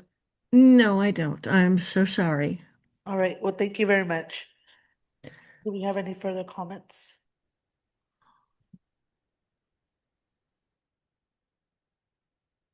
Yes, Salon Harrison, please unmute yourself. Yes, I just wanted to say I think we should support this so that we can attract more teachers to our district. There's a teacher shortage, and it's expensive to live in the Bay Area. So I think this would be a step in the right direction with recruiting and retaining teachers. I'm complete. That concludes public comment. So do I have a motion on this item? Yeah, I'll go ahead and move the workforce housing support letter to have the superintendent and president sign on district's behalf. I'll second. So we have a motion on the table by Reckler, second by Gonzalez Hoy. Vote now for trustee Hung, Yes. trustee Whitten, Yes. trustee Reckler, Reckler, yes. trustee Gonzalez Hoy, Yes. trustee Hernandez, Yes. and trustee Smith Folds absent. And Yana's a yes, so motion passes. Moving on to item E2, approve second interim for the 2025-2026 school year. And this is Mr. Carter's item. Good evening. Thank you, President Anyana. Good evening, Superintendent Cotton, Board Trustees, and community. My name is Jeff Carter, Acting Associate Superintendent of Business Services. And tonight I'm going to present the second interim financial report. Next slide. Second interim for 2025-26. We're looking at the fiscal reporting period ending as of January 31st, 2026. In the budget cycle, the last update we gave was that first interim in December of 2025. Since then, we've had the January governor's budget proposal tonight for second interim. And we're going to give an update on the district financials as where we are as of January 31st. We're going to review the latest projected revenue and expenditures and the adjustments made to the multi-year projections to inform expenditure budgets and assumptions that we will provide to the California Department of Education and the Contra Costa County of Education. Next slide. Second interim process. We are comparing our changes of revenue and expenditures from the first interim to the second interim. So we're looking at data from October to January 31st, 2026. We're reviewing all the financial resources and departmental budgets to ensure that we can meet our financial obligations through the end of this fiscal year, June 30th, 2026. We're going to examine the adjustments to annual revenues and expenses and amend our 25-26 budget and multi-year projections to match our expected need based on changes since first interim. Next slide. So changes since first interim. It's been a busy last couple months. There are a lot of changes in second interim this year. We've approved a tentative agreement for salary and benefit increases. There is a 2025 to 2028 fiscal solvency plan that was passed, including Fund 17 reserves being exhausted, Fund 71 transfers being removed, positions, materials, and contract reductions in 26-27 and 27-28. As well, we also have a decrease to enrollment and average daily attendance projections, and based on the governor's budget proposal in January, a decrease to the cost of living adjustment or COLA in 26-27 and 27-28, down to 2.41% and 3.06%. These are all changes that have happened since first interim, and all of these adjustments will be included in the financials presented tonight. Next slide.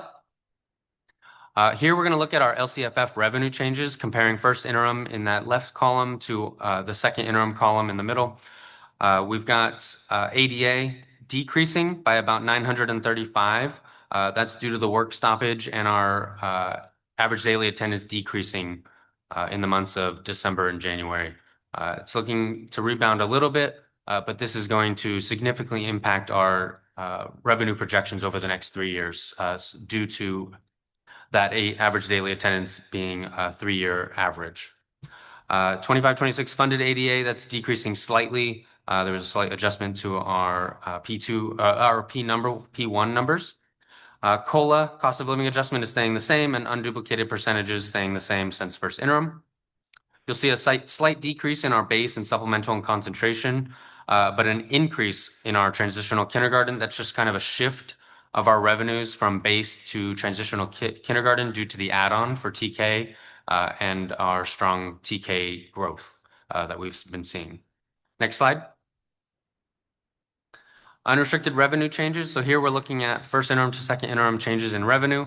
You can see our LCFF revenue sources increasing by about $37,000. That's that net figure from the last slide from TK going up. Our other state revenue is staying the same, as well as federal, but that's not unrestricted. And then our other local revenue going up by about $100,000 is due to a change in our interest estimations based on our cash flow. So a slight change in unrestricted revenue for second interim. Next slide. Our restricted revenue changes, again, LCFF revenue sources is none for restricted. Those are all unrestricted dollars. Our federal revenue is increasing by about $3 million. Our other state revenue increasing by about $2 million. And our other local revenue increasing by about $500,000. The federal revenue increase is due to an increase in expenditures in Title I and Title IV, as well as additional special ed revenue. Those are all federal resources.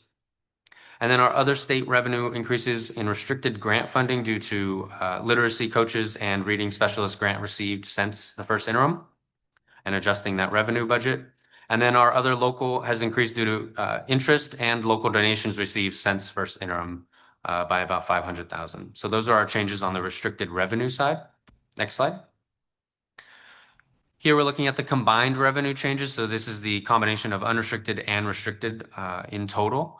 Our revenue is increasing by about $5.7 million on both unrestricted and restricted. These changes can be attributed to revenue allocated or received since the first interim reporting. Next slide. The unrestricted expenditure changes. So here we're looking at first interim salaries, benefits, materials and supplies, and contracts, as well as indirect and transfers. So I'll go through these quickly. You can see certificated salaries going up by about $7.9 million. That's due to the raise that was given and the retro that was effective 7/1/2025. So due to the contract negotiations, we're seeing an increase in salaries for certificated and classified members. And then when we look at benefits, you would expect those to also go up since we gave a 10% increase in healthcare, as well as rates increasing as of January 1st, 2026. However, in the fiscal solvency plan, we reduced the transfer to Fund 71 for our OPEB contribution, those other post-employment benefits. And as a net comparison, we're actually decreasing our employee benefits by $3.9 million. But again, that's a net decrease.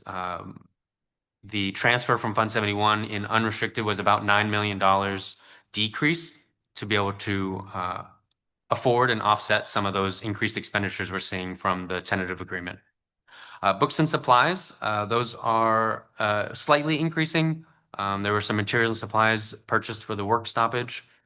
Services and other operating expenditures, a slight reduction. This is due to freezing conferences, a slight reduction in consultants, software, and contracts since first interim. We're basically holding steady there in the 5,000s. And then indirect costs are increasing slightly by $200,000. That's due to the increased expenditures on the restricted side, which we'll get into on the next slide. And then in inter-fund transfers, this is that Fund 17 transfer. So from first interim, we had projected it to be about $13.7 million. And at second interim, we're projecting it to be about $19.4 million. That increase is to offset some of the raises that you're seeing and increases since first interim. Next slide. The restricted expenditure changes, again, we're comparing first interim to second interim here. There was also an increase in salaries due to the tentative agreement on the restricted side. We have staff on both unrestricted and restricted that are receiving those raises. Employee benefits also got an increase in healthcare, which was also offset by the reduction in Fund 71 transfer. The net there is decreasing by $4 million. That's how we're affording a lot of the increases. The books and supplies are increasing by about 900,000. This is due to new grants adding supplies. So we have the literacy coaches, Cali Reads, CSIG, and some facilities use budgets increasing since first interim on the restricted side. Services and other operating expenditures, these are decreasing by about $1.1 million. Again, reducing conferences, consultants, and contracts since the first interim. Capital outlay, changing to equipment purchased over $5,000, other outgo adjustments to the parcel tax transfer to the charter schools, and then our indirect costs, you can see those increasing in tandem with the increase that we saw on the unrestricted side. And again, this is due to some grants spending more, which increases our indirect that we receive on the unrestricted side. Next slide. Here we're looking at the combined expenditure changes. So we're looking at the same slides, just combined unrestricted and restricted as a net total of where we're at. So increasing salaries in certificated and classified by about $14 million, and decreasing benefits by about $8 million due to the Fund 71 transfer. Next slide. So next we're going to start talking about the multi-year projection. For 25-26, that's year one, that's the current year we're in. We also must look at year 2 and year 3, which is 26-27 and 27-28 in our multi-year projection. Considerations that we must take into account: salary and benefit contractual increases, step and column salary increases, fiscal solvency plan reductions that were approved, declining enrollment and cost of living adjustment trends, current expenditures assigned to expiring funds that must come back into the unrestricted side, Fund 17 and Fund 71 usage and balances, restricted funds usage and balances, projected attrition and vacancy savings, rising costs for healthcare, property insurance, utilities, transportation, and special education, as well as our partial tax potentially expiring in 27-28 if it is not renewed, and the implications of that. So all of this is built into our multi-year projection, so we can get our best estimation of where we will be in the next 2 years after 25-26. Next slide. So here we're looking at that unrestricted side general fund multi-year projection. You can see our revenues for 25-26 at $358.7 million, 26-27 at $359, and 27-28 at $362 million. Since the first interim, this is actually a decline by about $13 million due to updated enrollment, average daily attendance, and COLA projections. So we actually saw a pretty significant decrease in revenue over the next 3 years. As well as then looking at our expenditures and contributions, this is where you're seeing a decrease to expenditures due to the fiscal solvency reductions. And then the operating surplus, or our operating deficit. So you can see in year 1, 25-26, we have an operating deficit of just about $19 million. And that's where we're using the Fund 17 transfer of about $19.4 million to offset that operating deficit and cover our required 3% reserve. In year 2, 26-27, we have about a $10.5 million deficit, higher expenditures than revenues being brought in. And that's where we're using the remaining funds of Fund 17, about $10 million to offset that operating deficit. And then in year 3, you can see in the highlighted yellow line row, we do not have any additional Fund 17 reserves, and our operating deficit at the time will be about $9.3 million. Once we get to that end of that third year, 27-28, you can see in the bottom right corner of this chart, the unassigned unappropriated amount is our negative $8.6 million that we are projecting to have at the end of this 3 years. Again, this is not including new dollars or revenue for 26-27 that the governor proposed in January. Those dollars are still being legislated. Those plans are still not approved, and we are not projecting on them just yet. But at the current moment, with no new revenue, we would end the third year, at about negative $8.6 million, which will certify us as qualified, but we'll get there in the future slide. Next slide, please. Here we're looking at the combined general fund multi-year projection. So this is the unrestricted and restricted combined Fund 01 multi-year projection. You can see our total revenues decreasing over the next couple years, our expenditures decreasing as well due to the fiscal solvency plan and restricted resources expiring. And then the same Fund 17 transfers. The only difference you'll see on this chart is the restricted row. You can see our fund balance for restricted dollars is decreasing from about 76 million to 46 million over the next couple of years. And that's due to receiving one-time restricted dollars that we are spending or expiring over that time frame. So we would expect to see the fund balance on the restricted side decrease. The overall ending fund balance is the same, negative 8.6 million when you combine the unrestricted and restricted operating deficits and ending fund balance. Next slide. Here we'll talk about the Fund 17 projected remaining balance. So in 25-26, we started the year with $27.9 million in Fund 17. With the contributions of $19.3 million in 25-26, we're looking at an ending balance of $10.0 million at the end of this school year. In 26-27, we're projecting to use those remaining $10 million, and we'll make a contribution of about $10 million in 26-27. And then in 27-28, those funds will be completely exhausted and brought down to $0 with no more one-time dollars remaining in Fund 17. Next slide. The multi-year projection outlook for 25-26, we can meet the 3% required reserve in the general fund with a $19.4 million contribution from Fund 17 and no $15 million transfer to Fund 71 for those post-retirement benefits. In 26-27, we can meet the 3% required reserve in the general fund with fiscal reductions, a $10 million contribution from Fund 17, and no $15 million transfer from Fund 71. And in 27-28, we may not meet that 3% required reserve under current projections. We are including the fiscal solvency reductions. We have no contribution from Fund 17 in that year, and we would continue not transferring $15 million to Fund 71. Due to not including the additional revenue in these projections, there is a chance we could still make our 3% required reserve in 27-28. So that is why I may not meet our goal. Next slide.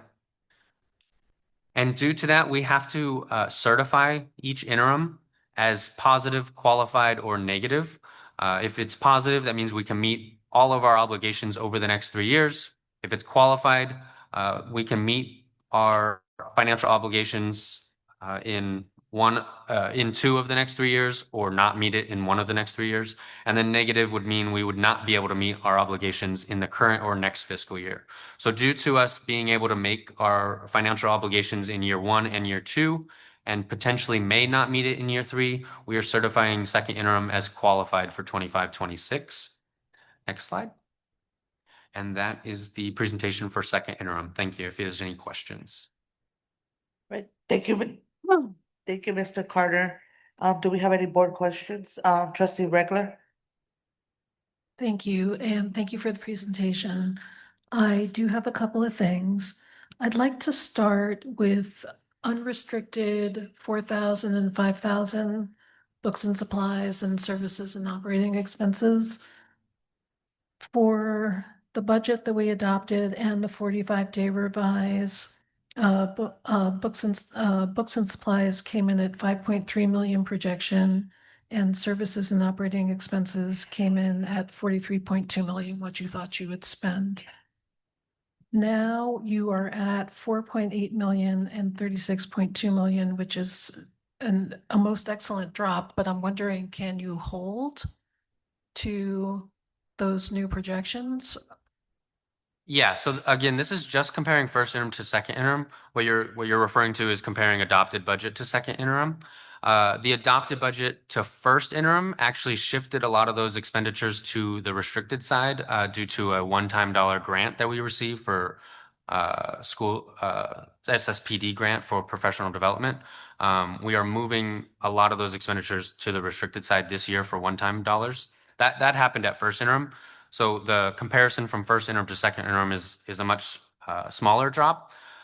That is the estimation currently under known factors that we are projecting to end the year at those levels for 25-26, as long as no unexpected changes happen between now and the end of the year. Yes, we think we can hit that. Okay, thank you. How are you incorporating the governor's budget, or what are the numbers based on looking out into the multi-year projection? What kind of an eye are you keeping on the governor's budget, and when do you think you'd have a better idea? I'm assuming we're going to have a third interim, so I'm really asking, do you think it would be reflected in a third interim? We will have a third interim. If we certify as qualified at any point in first or second interim, we must do a third interim. We will be back for that.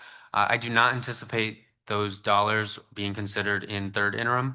Third interim data is as of April 30th. And the governor's budget proposal in January is just a proposal. So they're still being legislated of what those dollars and agreements will actually finalize and look like for the state budget. The governor will release a May revise in the middle of May, which is after our third interim. And at that point, there will be a lot more that is known that if he's increasing or keeping what he proposed at January increase, that will solidify a little bit more of what to expect for the following year. But it's still not locked in. So the governor's budget May revision in May will give us a better indication of where the state budget and revenues are at and where those new dollars will be assigned in the following year. But it's still not guaranteed until the June budget adoption through the state. We will take county guidance and state guidance on how certain those new revenues will be. We go to multiple workshops and get advice from multiple different departments at the state level of what revenues to include in those budgets and those projections. If anything is uncertain, we would not include it at the adopted budget or estimated actuals in June. We would actually bring it back at a 45-day revise after the budget is adopted, which is what we did in 25-26. There was a lot of unknown revenue in 25-26 one-time dollars that were new and were not guaranteed, and the county advice was not to include them in our adopted budget at 25-26. So once the budget was adopted in June 2025 and it was certain we were getting those dollars, we brought it back as a 45-day revise in August to put those into our projections.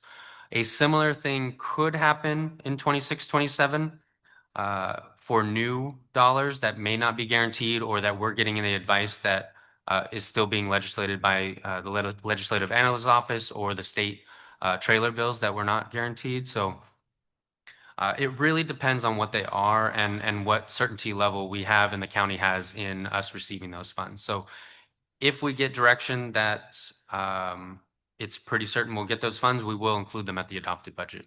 And at that point, we'll be very clear what is included and what is not based on what our certainty levels are. But for second interim, before the May revise, and for third interim, it is very unlikely we would be able to rely on those. Because what you don't want to happen is put new revenue into your budget, balance it, and then have those dollars not come true. So you'd be setting yourself up for failure in the current year or in the 26-27 year if you start balancing your budget with uncertain revenue. So we will include that at the time that we are given the advice by the county that we should. Thank you. And then finally, this is the second qualified budget in a row.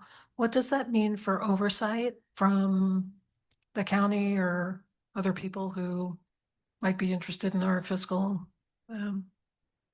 Yeah, so since we're including the fiscal solvency plan in the second interim, we can make our 3% required reserve this year and next year based on our projections. There's no additional oversight at the time. The county they're keeping an eye on us at all times based on our interims.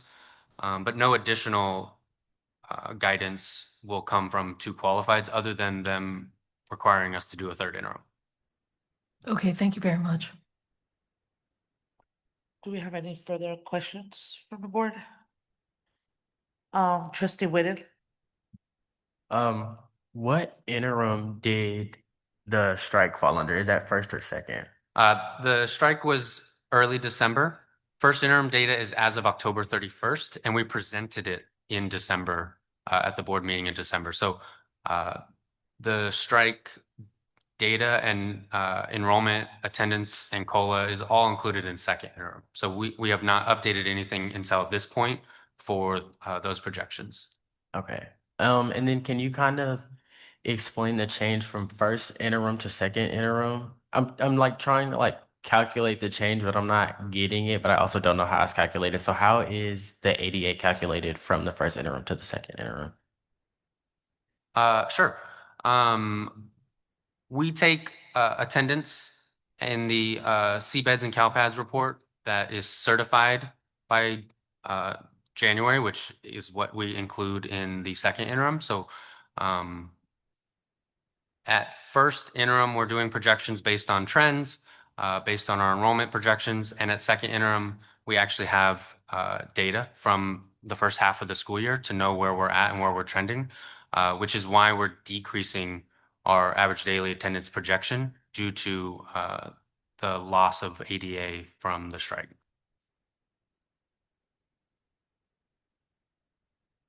Okay, I think I got it. Thank you.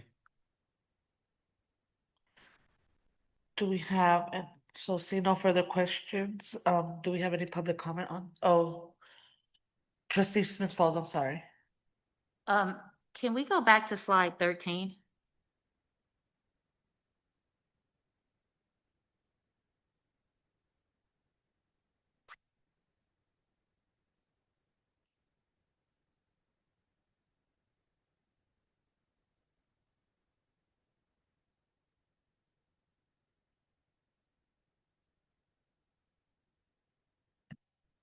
So this slide looks different than the slide that we're used to because there was in 25, 26, we were like 34 million and now we're 19.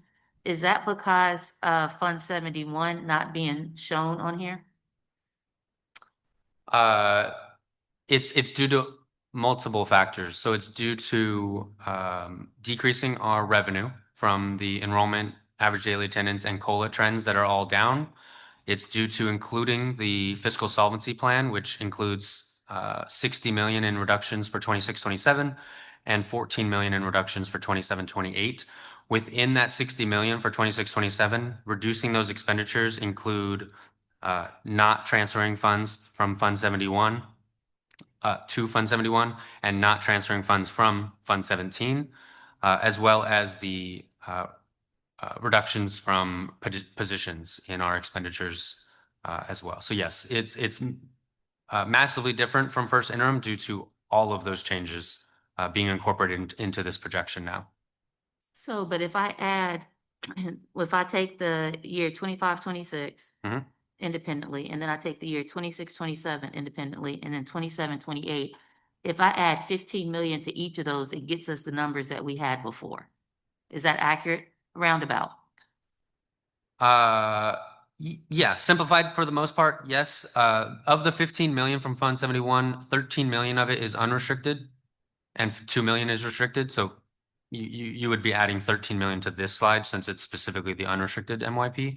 But yes, if you do not include the Fund 71 transfer, the operating surplus would be, or the operating deficit would be about $13 million more in each individual year. Okay, so when we talked about Fund 71, we talked about the most that can be taken out is 13. You can't go past 13. Is that accurate? From unrestricted, yes. Okay. And then we're taking that out over 3 years. So at the end of that, when we get to that end of third year, which is 27, 28, right? And then we're rounding the corner on 28, 29. What do we do? It's year 4. So yeah. can you tell me if you're kind of projecting out, right? If you're projecting out and all things hold steady, what does year 4 look like? Year 4 currently, under current projections, looks like about negative 25 million, and that's again with no additional revenue. And we also did not get 28, 29 approved in the fiscal solvency plan to do the Fund 71 transfer again. Based on the fund balance in Fund 71 at about 62 million right now, we could sustain 4 years of not transferring to Fund 71, but that would have to be in a future fiscal solvency plan. We could maintain this for year 4, but without new revenues and without increasing our ADA, we have a large deficit looming in year 4 in 28, 29, which would begin to show at estimated actuals when we bring the proposed budget for 26, 27. Okay, and then I have a question about when we talk about not contributing to Fund 71, what we're saying is we have this money that we typically put some of it over there into Fund 71 to take care of future retirees, medical stuff, and the retirees that we have now. We're not doing that. We're not contributing back to that fund like we usually do over the next 3 years. At some point, isn't that going to catch up with us? Because that money is not being replaced over the next 3 years. So you have 15, 15, and 15, 45, or conservatively 13, 13, 13, which is 10, 20, 30, 39, 3, 6, 9, 39. At what point does that catch up with us? Yep. Exactly. Fund 71 are one-time dollars. We are, if we don't transfer and contribute to Fund 71, those dollars are being spent down. That would catch up to us in year 4 when we would be expected to exhaust Fund 71 completely, and you would have to build in 15 million or 13 million on the unrestricted side of new expenditures back into the budget, which would either look like additional revenue or decrease in expenditures, so additional reductions to be able to fit the Fund 71 transfer back into the budget once we are no longer able to rely on the fund balance of Fund 71 that are one-time dollars. And I have a question. Thank you so much for that. And then I have a question about what is business services? What's the plan with business services and including the district to not let things come back in? Because once you cut, these jobs aren't coming back, right? Once we cut them, because we have to make the 42 million, we can't bring them back. Is that accurate? That's correct. They are not self-generating any new revenue in Fund 71 other than what we would elect to transfer to it. We would still have the obligation to pay those retirees dollars from Fund 71 if we are not able to keep contributing. What you would really want to do is slowly build back up to that 15 million over the next 4 years and build it back into the budget slowly as new revenues come or as expenditures fall out. You would want to build back up to that 15 million slowly. You don't want to get to year 4 and immediately have to make 15 million more in reductions just to fit the Fund 71 transfer back into your budget all at once. You really should slowly feed back up to 15 million over the next 4 years to really stop your reliance on Fund 71 one-time dollars. The next 4 years starting now. Yeah, if there's any leftover extra money at the end of this year, you could elect to transfer it to Fund 71. That's unlikely with our negative $19 million deficit in the current year and needing to rely on Fund 71 or Fund 17. But yeah, you would want to start building that back into the 26-27 budget if possible. Okay. And it's unlikely because of where we are sitting with our deficit now. It's unlikely with the known expenditures we have for the remainder of the year that we cannot remove at this point. Yeah. Okay, my final question is, you know what? I'll save that question for comments. I'll turn into a comment. I'm complete. Thank you. Trustee Gonzalez. Thank you, President. Mr. Carter, thank you so much for the presentation. I have a question about the proposed budget from the governor. If it was to be if it was if it comes real in the summer, do you remember how much of the proposed budget would be allocated to our district? Like, what would be the total amount? I know it's a combination of one-time money and ongoing funds, but It's a combination of unrestricted and restricted one-time dollars. The projected amount for the SSPD grant was around 11 million. The community schools money is somewhere between 2 and 3 million. Those are both restricted dollars. The special ed dollars was about 1.5 million in ongoing base, increasing the base funding for special ed. And then one-time learning recovery dollars of potentially about $3 million. So on the restricted side, maybe 15 to 18 million dollars. thank you. And then the governor has been, for the last 4 years, manipulating Prop 98, where he pushes some of the money that we're entitled to the future, and gives to us in one-time money. This year has been the largest manipulation of $5.6 billion.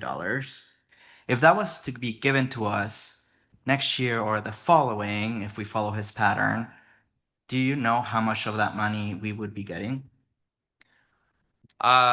Really rough estimates, maybe around 20-ish million. Okay. If he pays it all back, but he won't be the governor, so it would be a new governor's decision at that point. And they don't have an obligation on a timeline or to pay back interest on those dollars. They could pay that back over 100 years or 1 year. In the current budget proposal, last year from 24-25, he held back about 1.9 billion. He's looking at repaying that whole 1.9 billion in the 26-27 budget. That was in his governor's budget proposal, but we won't know for a while what the outcome of that 5.6 billion is, unless something changes that may revise. And then over the last 5 years, between the governor's proposal to when legislation does a negotiation with his office and with each other, have we seen a decrease on what we're supposed to be getting from what he proposes in January to what is the ultimate outcome in the summer? There have been instances where the May revise is less in certain areas than at governor's budget proposal, but there is also a trend that a lot of that holds steady. So it really depends on the grant. For example, learning recovery, they did pull that back. They pulled a large amount of that back at the May revise, but for the most part, it May revise holds similar to the governor's budget proposal. But it depends on new programs versus existing programs versus ongoing programs versus unrestricted and restricted. I think just to weigh in on that, I think also what we may see in May differs by allowable uses, either expanding or contracting, how those funds can be used, adding on additional programs, additional kind of interests from different legislators. So it may look similar in terms of dollars, but how those dollars can be spent, often there's a shift or a change from the governor's budget until after the negotiations with legislators and our interest groups and all of them looks different in terms of the implementation of those dollars. Yeah, so there's a lot of trailer bill language that comes in after the fact for a lot of the specifics of how to apply for it, how much you're going to get. Is it based on enrollment? Is it based on ADA? Is it based on your spending from 5 years ago? There's a lot of factors that are unknown in how it will be allocated to school districts until the trailer bill language comes out later. Now, in January, part of the caution from the governor's office as of why doing one-time funds was because the LAO office said, oh, the economy might not look that great in 2 years or 3 years. But a week ago, the LAO's office said, actually, it looks much better. Would you be able to give us any detail on what the LAOs mentioned in that report about a week ago? They're believing that the 25-26 state budget revenue is healthier than originally projected at the beginning of the 25-26 school year. They are still projecting 26, 27, 27, 28 to come in at deficits. And a large unknown factor of that is the AI bubble in the stock market, since a lot of school districts' revenue and funding comes from capital gains and property taxes. So it's just the uncertainty right now, I think, in the future years. But the current year is where they're saying the state's budget is healthier than expected. Okay, thank you. Trustee Hung? So I have a question regarding something stated earlier, where it was mentioned how even with the current fiscal solvency plan, we will again be in another deficit by year 4. So, when at that time we'll have to enact another fiscal solvency plan. So, what my question is, how do you plan on now? Because because it can be predicted that after the next fiscal solvency plan, at a certain amount of time, we will again have to go into another deficit, and then again have to enact yet another fiscal solvency plan. So you can you can continue gutting programs and cutting positions, but then there is a point in time where you have cut till the bare bone. And so what other initiatives have you envisioned undertaking so that we will be able to not be locked into a cycle of constant of annual or buying or just at certain times just cuts over and over again? So being in a declining enrollment district and our ADA declining from previous years, we used to average around 96, 97% ADA. Recently, we've been averaging around high 91%. With the strike, we're looking at high 80%. So in a declining enrollment district, you're going to constantly be looking at deficits in the future years. When you're projecting less enrollment, you're projecting less revenue year over year. And we have to hold steady the current known salaries as of today. So in a declining enrollment, and this is statewide, this is a statewide issue that the state is looking deeply at, of how to maintain school districts' funding in a declining enrollment state.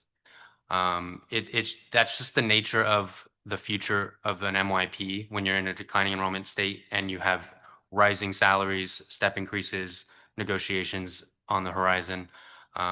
You're always going to be looking at that. If we were increasing or growing enrollment or ADA, it wouldn't look like that. And that's just, we've been in a declining enrollment for over 10 years now. So it's just a constant of balancing the budget, decreasing expenditures to match the decreasing revenue that we're projecting. There's other ways that we can, I think it's important to hold that and understand that we are in a declining enrollment, really state. But we also have ways to improve our revenue. We need to look at those options as well. And so attendance, attendance recovery, and attendance campaigns, encouraging families, really breaking down barriers that make it difficult for children to come to school, really understanding that. And we're doing that right now with a number of our community partners as well, really holistically looking at students and families and what their needs are. That's one way. Another is reclaiming our students. And so really understanding why students are not choosing to come to West Contra Costa. We have a number of students, 4,000 students who are attending local charter schools. And so encouraging those folks to really come and rethink, and families to rethink charters, going to charters versus coming to their local public school, and encouraging folks to do that. And so really making our programs as attractive as we can, But it is a challenge when we are in a deficit, and it is a challenge when we have to make cuts. And we're in a situation right now where there is no other option for us to stay fiscally solvent. So it's a push and pull. It's a challenge constantly to hold and understand that we are in a deficit, but also continue to be hopeful, continue to be strategic about how do we build up our numbers as well. Thank you. Trustee Whitten. Okay, so from what I'm hearing, we're gonna be in a deficit after year 3, going into year 4. At any point, will we ever make even the smallest dent in the deficit that we have, or will it only continue growing? That will really depend on our average daily attendance trends. If those go up, potentially we could balance that out. But every 2 years, every 3 years, we're negotiating a new contract. So it really depends on where those new expenditures land in 2 to 3 years from now as well. With declining enrollment, you're just going to constantly be fighting, balancing that budget of growing expenditures while losing revenue. And so it really depends on the state budget. If they change how they fund school districts, that could change the model that we're projecting on. But there's just a lot of unknowns in looking 3-4 years out from now to be able to really give a solid answer on what year 4 will look like from today. If over the next year we get $20+ million, year 4 is going to look a lot different. It all depends on what happens over the next 2 to 3 years of what year 4's eventuality looks like. Okay, so if I understand correctly, we're kind of waiting on, not waiting, but scoping out ADA, for future years to kind of see what we're bringing in and then reevaluating once we have a better sight. Yeah, we're always constantly trying to improve ADA, and we're always reevaluating at every interim what 2 years out will look like. So the state requires us to always do a multi-year projection 2 years out at every interim. So 4 times a year, we're updating those projections and estimations based on what the known factors are and what new information we've received since the last interim. Okay, and then to increase ADA, for example, we could do things like support our programs more, build up our programs, and basically make people want to come and join our district. Making people want to come and join our district on the daily basis would improve our ADA. Attendance recovery, Saturday school. There's many ways to improve getting average daily attendance back up. Okay, thank you. Trustee Smith Folds. When we talk about ADA, it's a 3-year average, right? So the ADA hit that we're going to take is going to show up when? The shift, because there's going to be a shift because it's 3-year average. When is that going to show up? Is that in the 26-27 or 27-28? Yeah, that'll be in the 26-27, and that's built into these figures on the multi-year projection. It's a 3-year. It's either your current year, your prior year, or your 3-year average, whatever's highest. Historically, we've been using a 3-year average because the 2 years prior have always been higher, right? You're in a declining enrollment. Due to the declining enrollment and ADA from the strike, it is potentially potential that we will see a drastic shift in that decrease in revenue in 26-27. But that's built into these projections, getting a lower ADA 3-year average. And is it an estimate built in or is it the actual number built in? It's an estimate. We only have data through month 6 so far. We constantly update that, but based on the trends, we think we'll end the year lower than we expected at first interim. Okay. And then I have a question about the parcel taxes. Okay. It's up in 27-28? Yeah, June 30th, 2027, it's projected to expire. June 30th, 2027. If that goes away, what does that encapsulate? That tax or that parcel tax encapsulates what? We get about $10 million in revenue from the parcel tax each year. About 20% of that is sent to the charters since they have students in our parcels.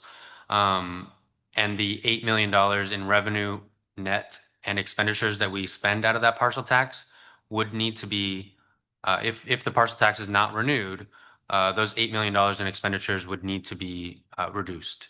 But those 8 million cover things like, Yeah, so in the parcel tax, currently we have library services, counselor services, athletics, and security. okay. And so if it's not renewed in June 2027, we will then have to either find 8 million to cover the things that you just said, the programmings that you just said, and the people and the services that you just said, or those are gone. Yes, a new fiscal if it does not pass or renew, we would need to bring a new fiscal solvency plan in order to reduce those expenditures or increase revenue some other way. Okay. I'm complete for now. Thank you. Okay, seeing no further questions, do we have any public comment on this item? Yes, we do.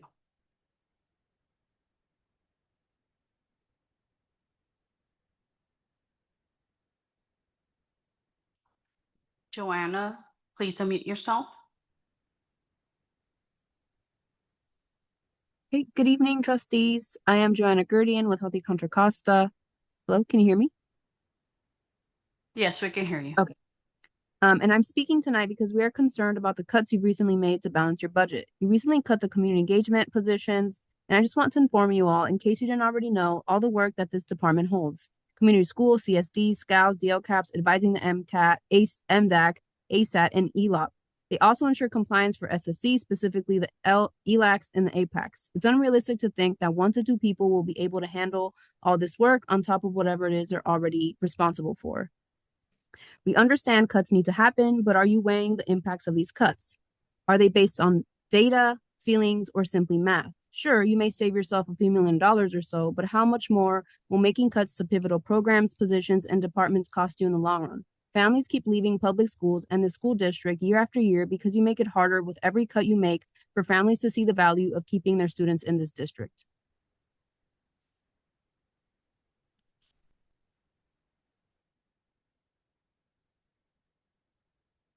Bill, please unmute yourself.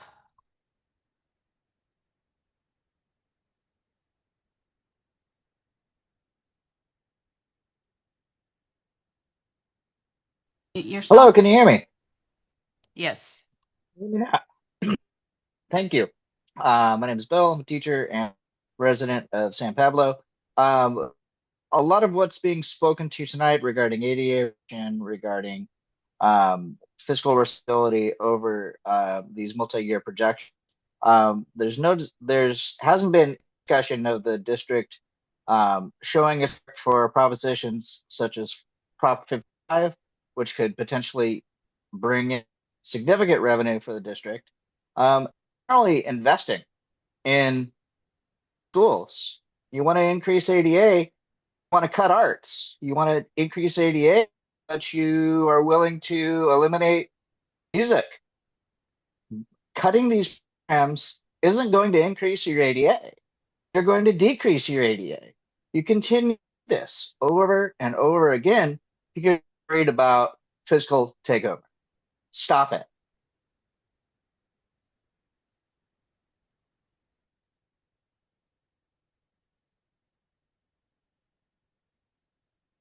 Next public comment, Francisco Ortiz, please unmute yourself. Can you hear me now?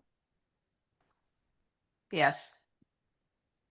All right, so I hope that I'm an optimistic person, and so I really hopeful that the responsible and student-centered board members can see behind the smoke and mirrors that are presented behind today's superintendent's recommendations as a qualified second interim report. This is after you've already merged Betty Reed Soskin, Pinole Middle Schools, made K-8 displacements, and have already approved everything that the superintendent has recommended for you all to be able to have a positive certification. This continues the austerity narrative that continues to destabilize our school communities, such as the Kennedy teacher said earlier. There is no reason why we continue to be making these austerity narratives and these fourth-year projections, which are based on unrealistic revenue. You went down a rabbit hole that doesn't actually exist. So it is irresponsible for you to be sitting here and claiming that the entire district is going bankrupt when you know it's not true.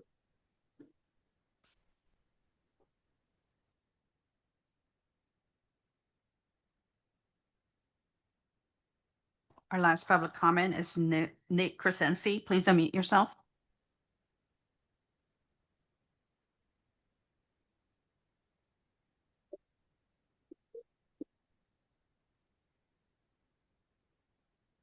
Nick Crescency, please unmute yourself. Good evening, board and staff. You guys this budget is a budget of austerity. The fact of the matter is, I believe you are doing what you have to do. It's a reality. I grew up and was in the district when the district went bankrupt the first time. The problem I see currently is the board needs to ensure the district is giving the opportunities for people to voice their concerns and participate. The last two budget meetings that were on the district's calendar, the district financial austerity meeting did not happen. There was no notification of it being canceled or changed. The district local control funding meeting, which was to happen earlier this week, also didn't happen. It just disappeared from the district's calendar. It was there and it disappeared. The board needs to ensure that these meetings are happening and stay public and the public is informed. That concludes public comment.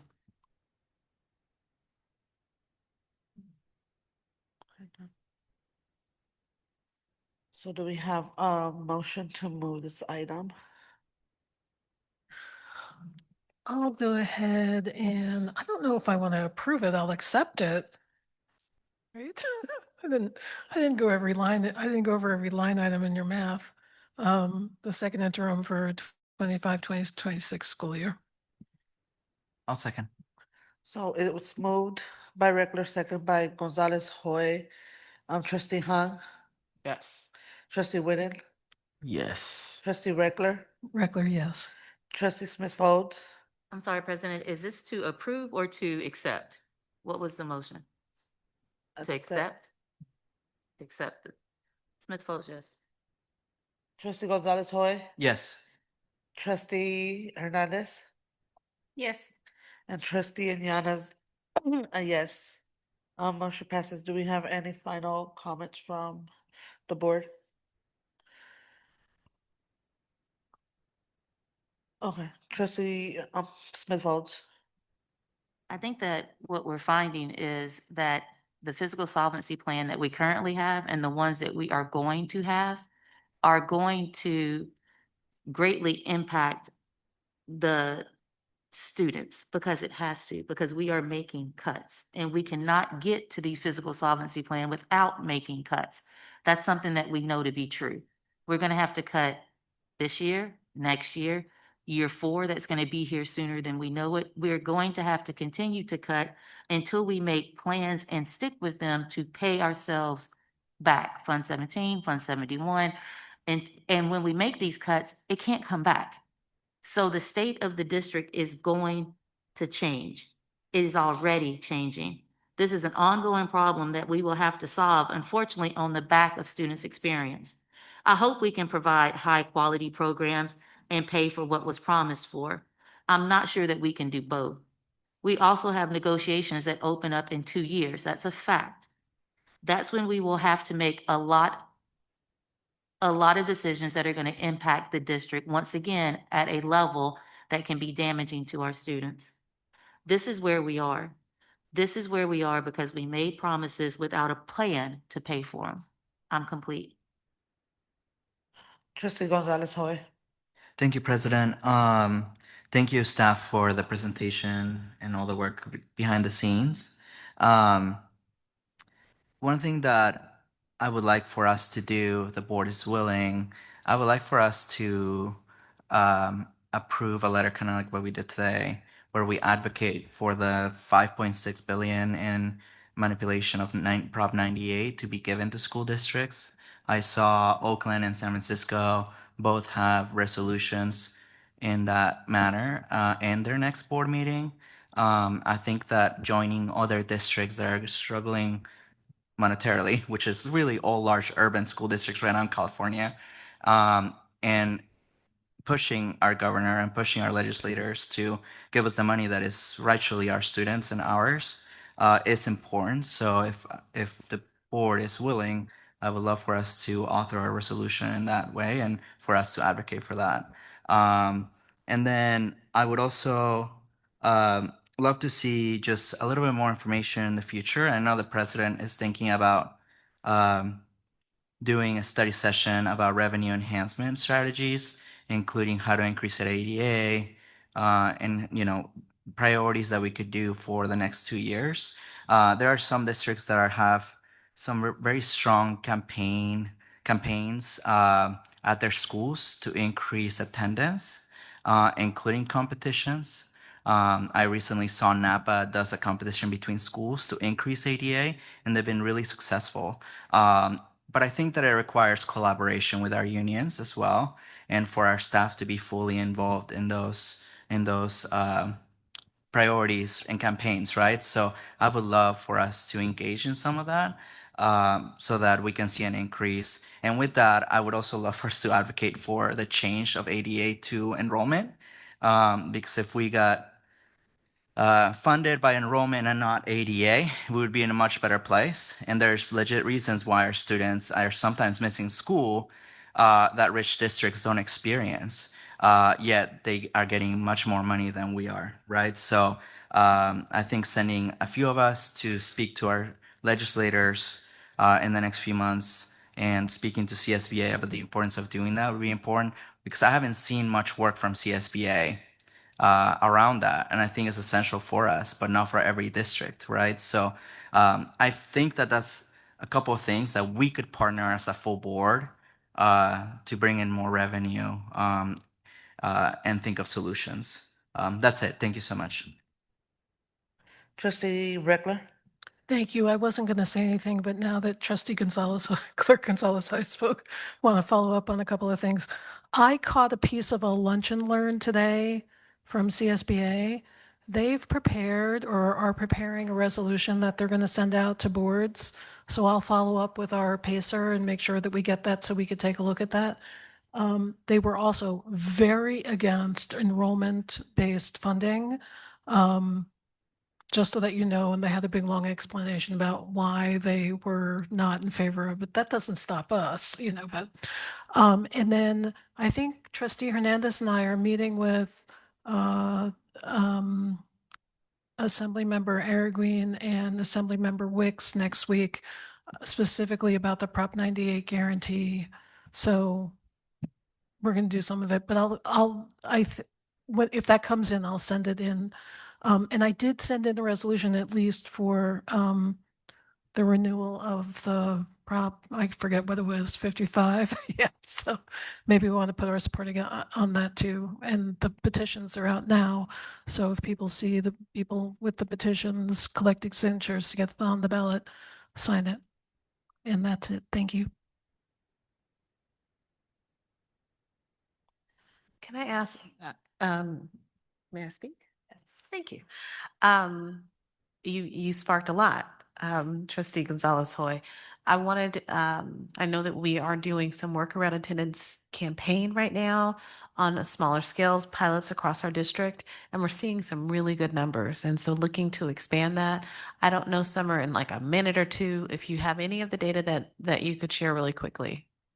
Yeah, a new toolkit just hit my inbox today. So the team has been hard at work, and I'll be sharing that with the superintendent so we can get it out. Lots of messaging, lots of focus on first faces, how sick is too sick. These, and probably what you're seeing in Napa is work from the RAISE network, which we are also a part of. So it's a statewide coalition. The 6 focal schools that have joined with us are enjoying the work, really drilling down on absence codes, getting really granular with the data. We know that in the months that we have not had large scale disruptions, those schools have made significant gains. So in month 3, we saw like 6% gains at some of the focal schools. And this last month, we had a small gain as a system, but our focal schools, once again, were making these larger 2 to 3% gains. And so I share your urgency. And I know that what we're doing is working when we get outside of the whirlwind. We need to systematize, and we need to communicate widely.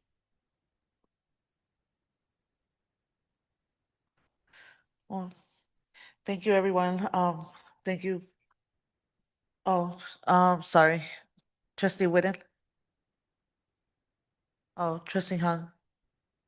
Yeah, so listening to all of these comments and specifically the motion made by Trustee Gonzalez Hoy about really being proactive and trying to optimize how much funding we can receive. And I know that we can all foresee we all know that even after this fiscal solvency plan and all these cuts, we might and at this rate there's a more than likely chance of going down into spiral of needing cuts and detrimental things. So what I'm trying to say is I urge for in the future when the need for next fiscal solvency plan comes and after Devin and I's terms end and the new student trustees are here, and if not only that, just whenever be proactive, not only when there is a need to make cuts, not only when there's a need, not only when we are in a deficit, to try and find ways to get funding, to be proactive constantly, because despite the fact that we will need to make cuts to programs or in order to get out of deficits, the solution overall to growing the district with increased participation will be through programs.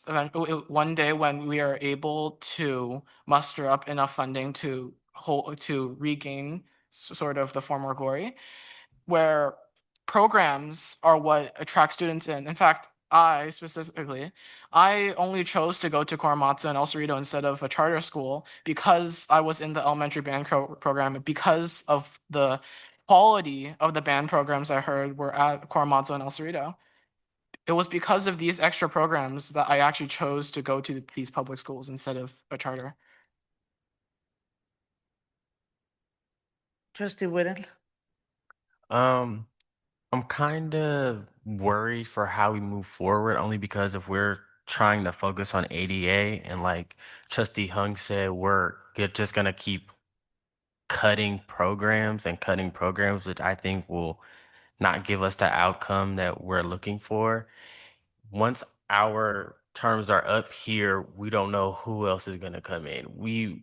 A part of this and of our job, at least in my eyes, is to voice students what they need, what they desire, and what they need to get. I don't really know if we're really gonna give it to them during our deficit time, because it seems like we're only making the hole bigger. So I'm kind of nervous to see what this will look like, but then again, I trust numbers. Numbers can't lie. So I hope that we can build up the programs that we have so we can see.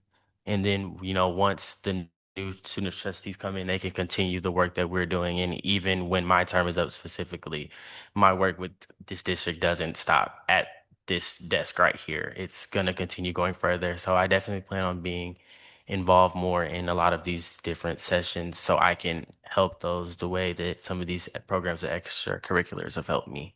Thanks. Last comment, I just want to also lift up our parcel tax that we will be bringing to the conversation at our next board meeting. and looking forward to engaging in that discussion without the parcel tax. After 2027, we're looking at a possible $10 million ongoing addition to our deficit. With the parcel tax, we can continue to grow our programs and hold to those things that we value, including music, including counseling, including athletics, so all the library services, all of those things that make school very unique places would be dependent on what happens with our parcel tax coming up in the fall. But we plan to do a presentation to the board next month, next meeting.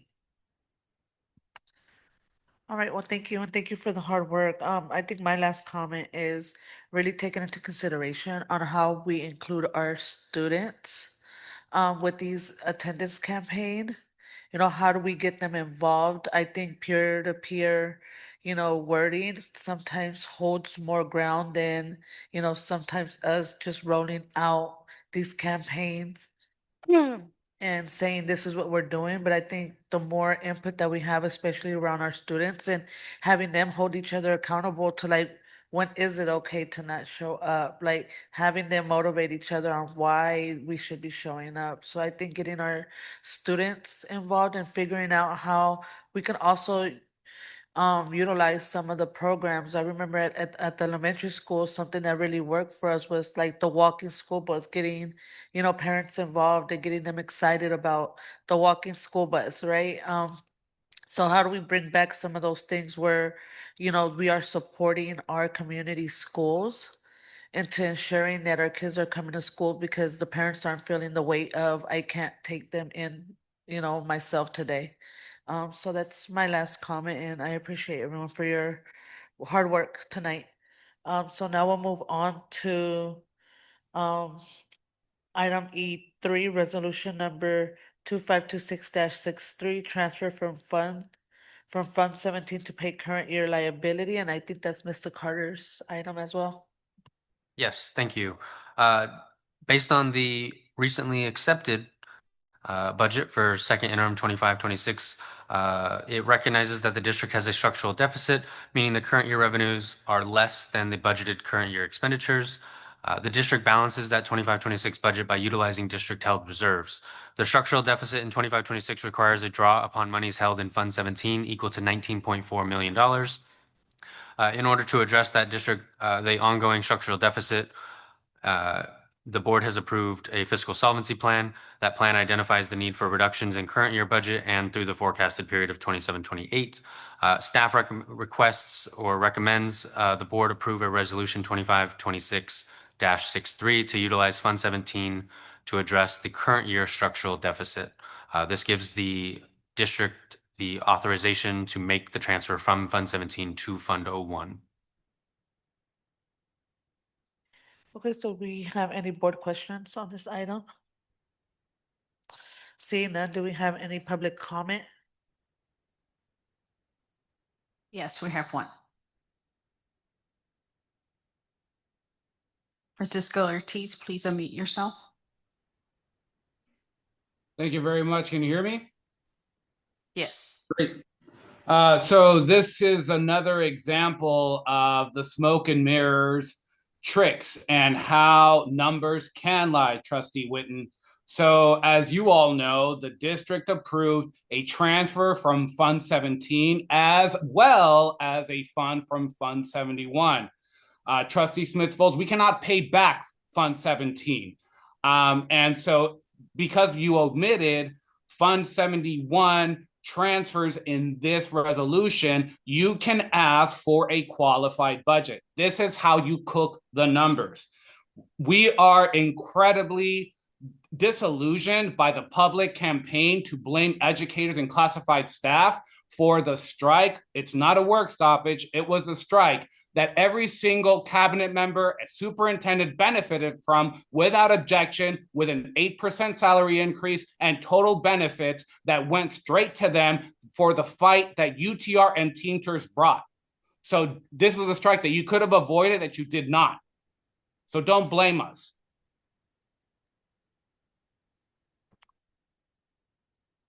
That concludes public comment. Okay, now do we have a motion? President, I move that we approve resolution number 2526-63. Reckler will second. So we have a motion by Gonzalez Hoy to approve resolution number 2526-63, second by trustee Reckler. Trustee Han, Yes. trustee Whitten, Yes. trustee Reckler, Reckler, yes. trustee Smith Folds, Smith Folds, yes. trustee Gonzalez Hoy, Yes. trustee Hernandez, Yes. and trustee Yana is a yes. Do we have any comments from the board? Trustee Smith Folds? I think that we have to be clear that according to what we just saw, in year 3, the Fund 17 will be at 0. If we do not have a plan to put money back in reserves, required reserves, we are not meeting our fiscal obligation, which is to have money in a 3% reserve. That's what I'm understanding. It's a question/comment, but I'm looking at you, Jeff. That is correct, right? Those multi-year projections include meeting the 3% reserve. The Fund 17 dollars are above and beyond the 3%. So the Fund 17 is above and beyond the 3% that we have to have in reserves. But we have to have that in reserves because if we need it, it's there. Yeah. Okay. Thank you.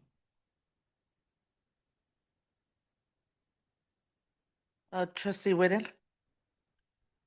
Since we are moving forward, is there a way that we can kind of plan to really wrap around our students and somewhat try to increase the ADA from our standpoints along with the school sites to kind of build like a support system?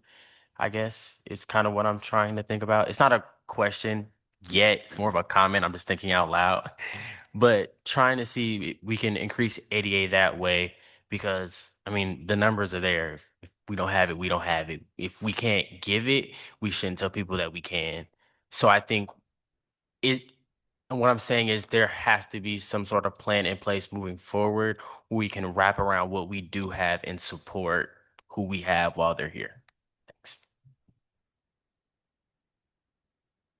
Thank you for that comment/brainstorm.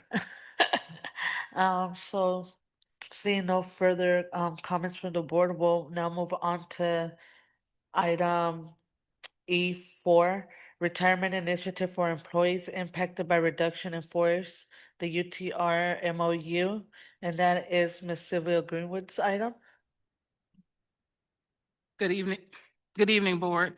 We're bringing this recommendation for the MOU to address the school merger between Betty Reed Soskin Middle School and Pinole Middle School and the K-8s to extend the retirement benefit that we extended from February 1st up until March 9th for those educators who are interested in this incentive.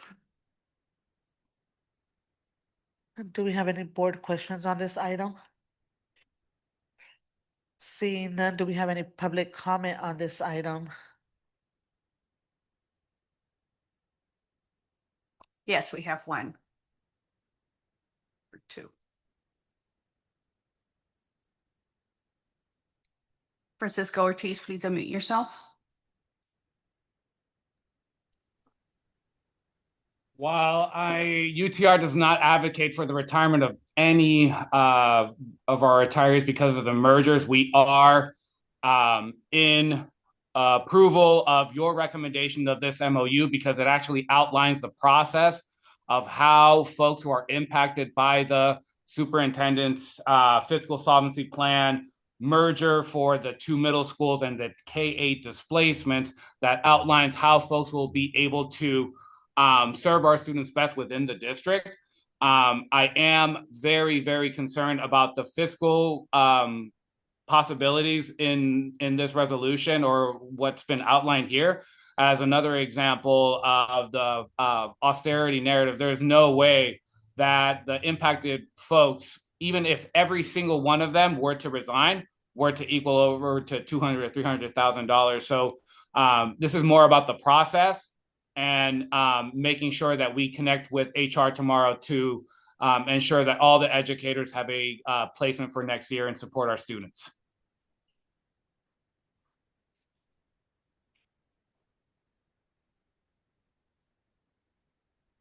Please unmute yourself.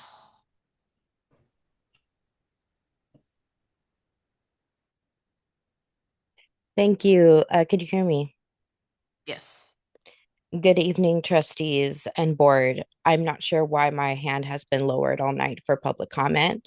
I'm here to say that my hardest day as a teacher was telling my students that their school was merging. And no, it wasn't because we had to talk about it, but it was because I had to convince my students that their lives were valued when they were asking me why they weren't, because of a system that was failing them. I urge you to accept this MOU, not necessarily because of the financial impact isn't important to our budget, but because it will show a force of your position and where you stand with our educators. If you are wondering how to enhance ADA, the first step is showing our kids that they are valued and showing our educators that they are valued so that we can continue doing the work that we love to do. Thank you. That concludes public comment. So do we have a motion by the President, I move that we approve the MOU with United Teachers of Richmond. I second. Reckler will second. Okay. So we have a motion on the floor by Gonzalez Hoy, seconded by Whittle. Oh, by Hung. I didn't see. I'm sorry. I didn't. Seconded by Hung. Roll call Hung. Trustee Hung.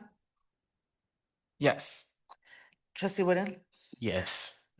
Trustee Reckler. Reckler, yes. Trustee Smith Folds. Smith Folds, yes. Trustee Gonzalez Hoy. Yes. Trustee Hernandez. Yes. And Trustee Ñana say yes. Motion approved. Now we'll move to.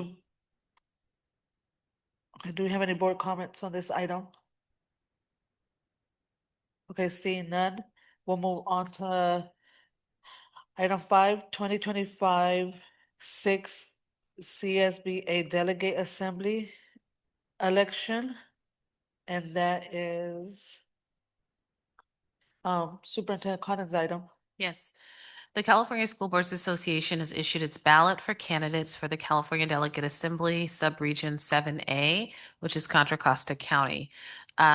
These delegates would serve a 2-year term beginning April 1st, 2026 through March 31st, 2028.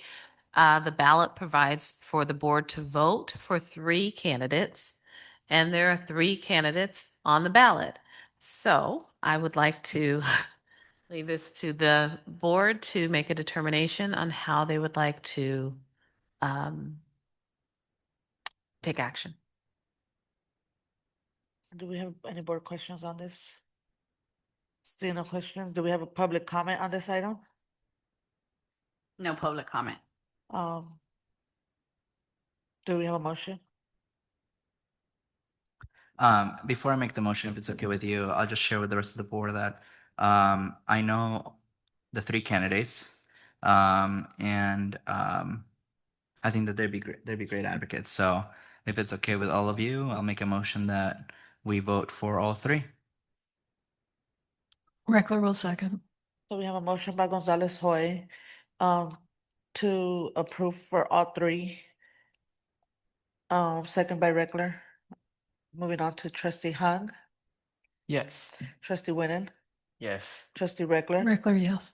Trustee Gonzalez Hoy. Yes. Trustee Hernandez. Yes. Trustee Ñana is a yes, with Smith Folds absent. And now we'll move on to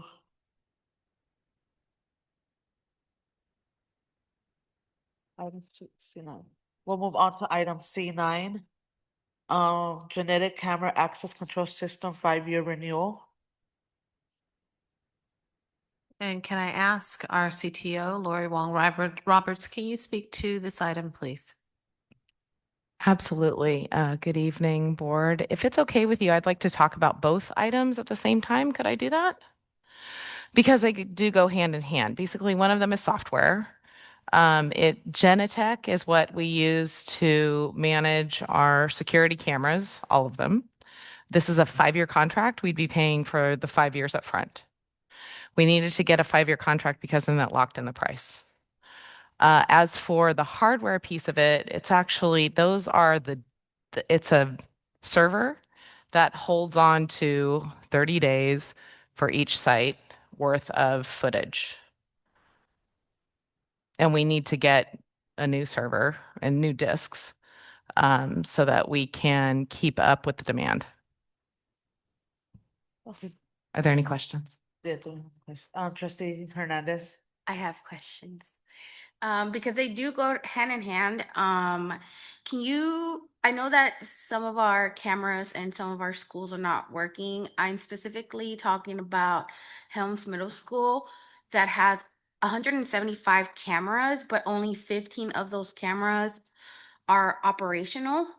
So us renewing and purchasing these 2 contracts, right? Is this gonna help us? Can you please confirm if this is gonna be accurate and are these cameras gonna go back to being functional?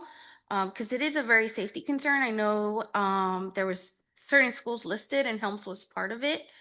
I just want to be sure that with these upgrades and renewals and systems, all our cameras will be working because it is concerning that out of 175 cameras at one school, only 15 of them are functional. Sorry, I said too much in one.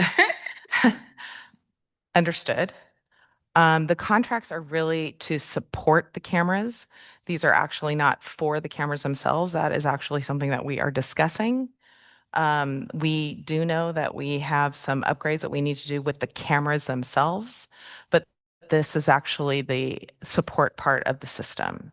Now, in terms of where Helms was listed, that has to do with the storage space within the server, So the new server. I don't know if you're able. So for the first contract, the Genetech Mhm. control system, does that cover maintenance and monitoring, or is just the renewal of? That's just a renewal of the software that we use to manage all of that. So So not actual hardware. Hardware. It's software. So who maintains the actual hardware? The actual hardware, we're actually working on that together. That's a group of us actually. It's Michael Booker and Jeff Carter, Summer, and I. Okay. We're working on a plan for that. Superintendent, we ask staff if they can provide me like an update of like when it comes to Helm specifically about I'm concerned that, we have all of these cameras, but they're not being functional. And I just need to know, is it from what I'm understanding, it's not a system software, it's more of the hardware portion of it. Hardware, yeah, the cameras The themselves. itself. If we can get a status of I can share that with the board and we can bring that as a discussion item in the future. Thank you. Those are all my questions. Thank you. Trustee Hung. Yeah, my question regarding the cameras themselves, it's a very short question, just about the hardware. You said the issue was with hardware. What specifically about the hardware makes those cameras invalid or just not able to operate? So some of those cameras have actually aged out. And I'm not sure, I'd have to look at the list again about in terms of damage. I don't know how they've been damaged or which ones have been damaged. But also some of them are old. So in the example of Helms School, you're saying that out of 175 cameras, 160 of them either age too long or are physically damaged.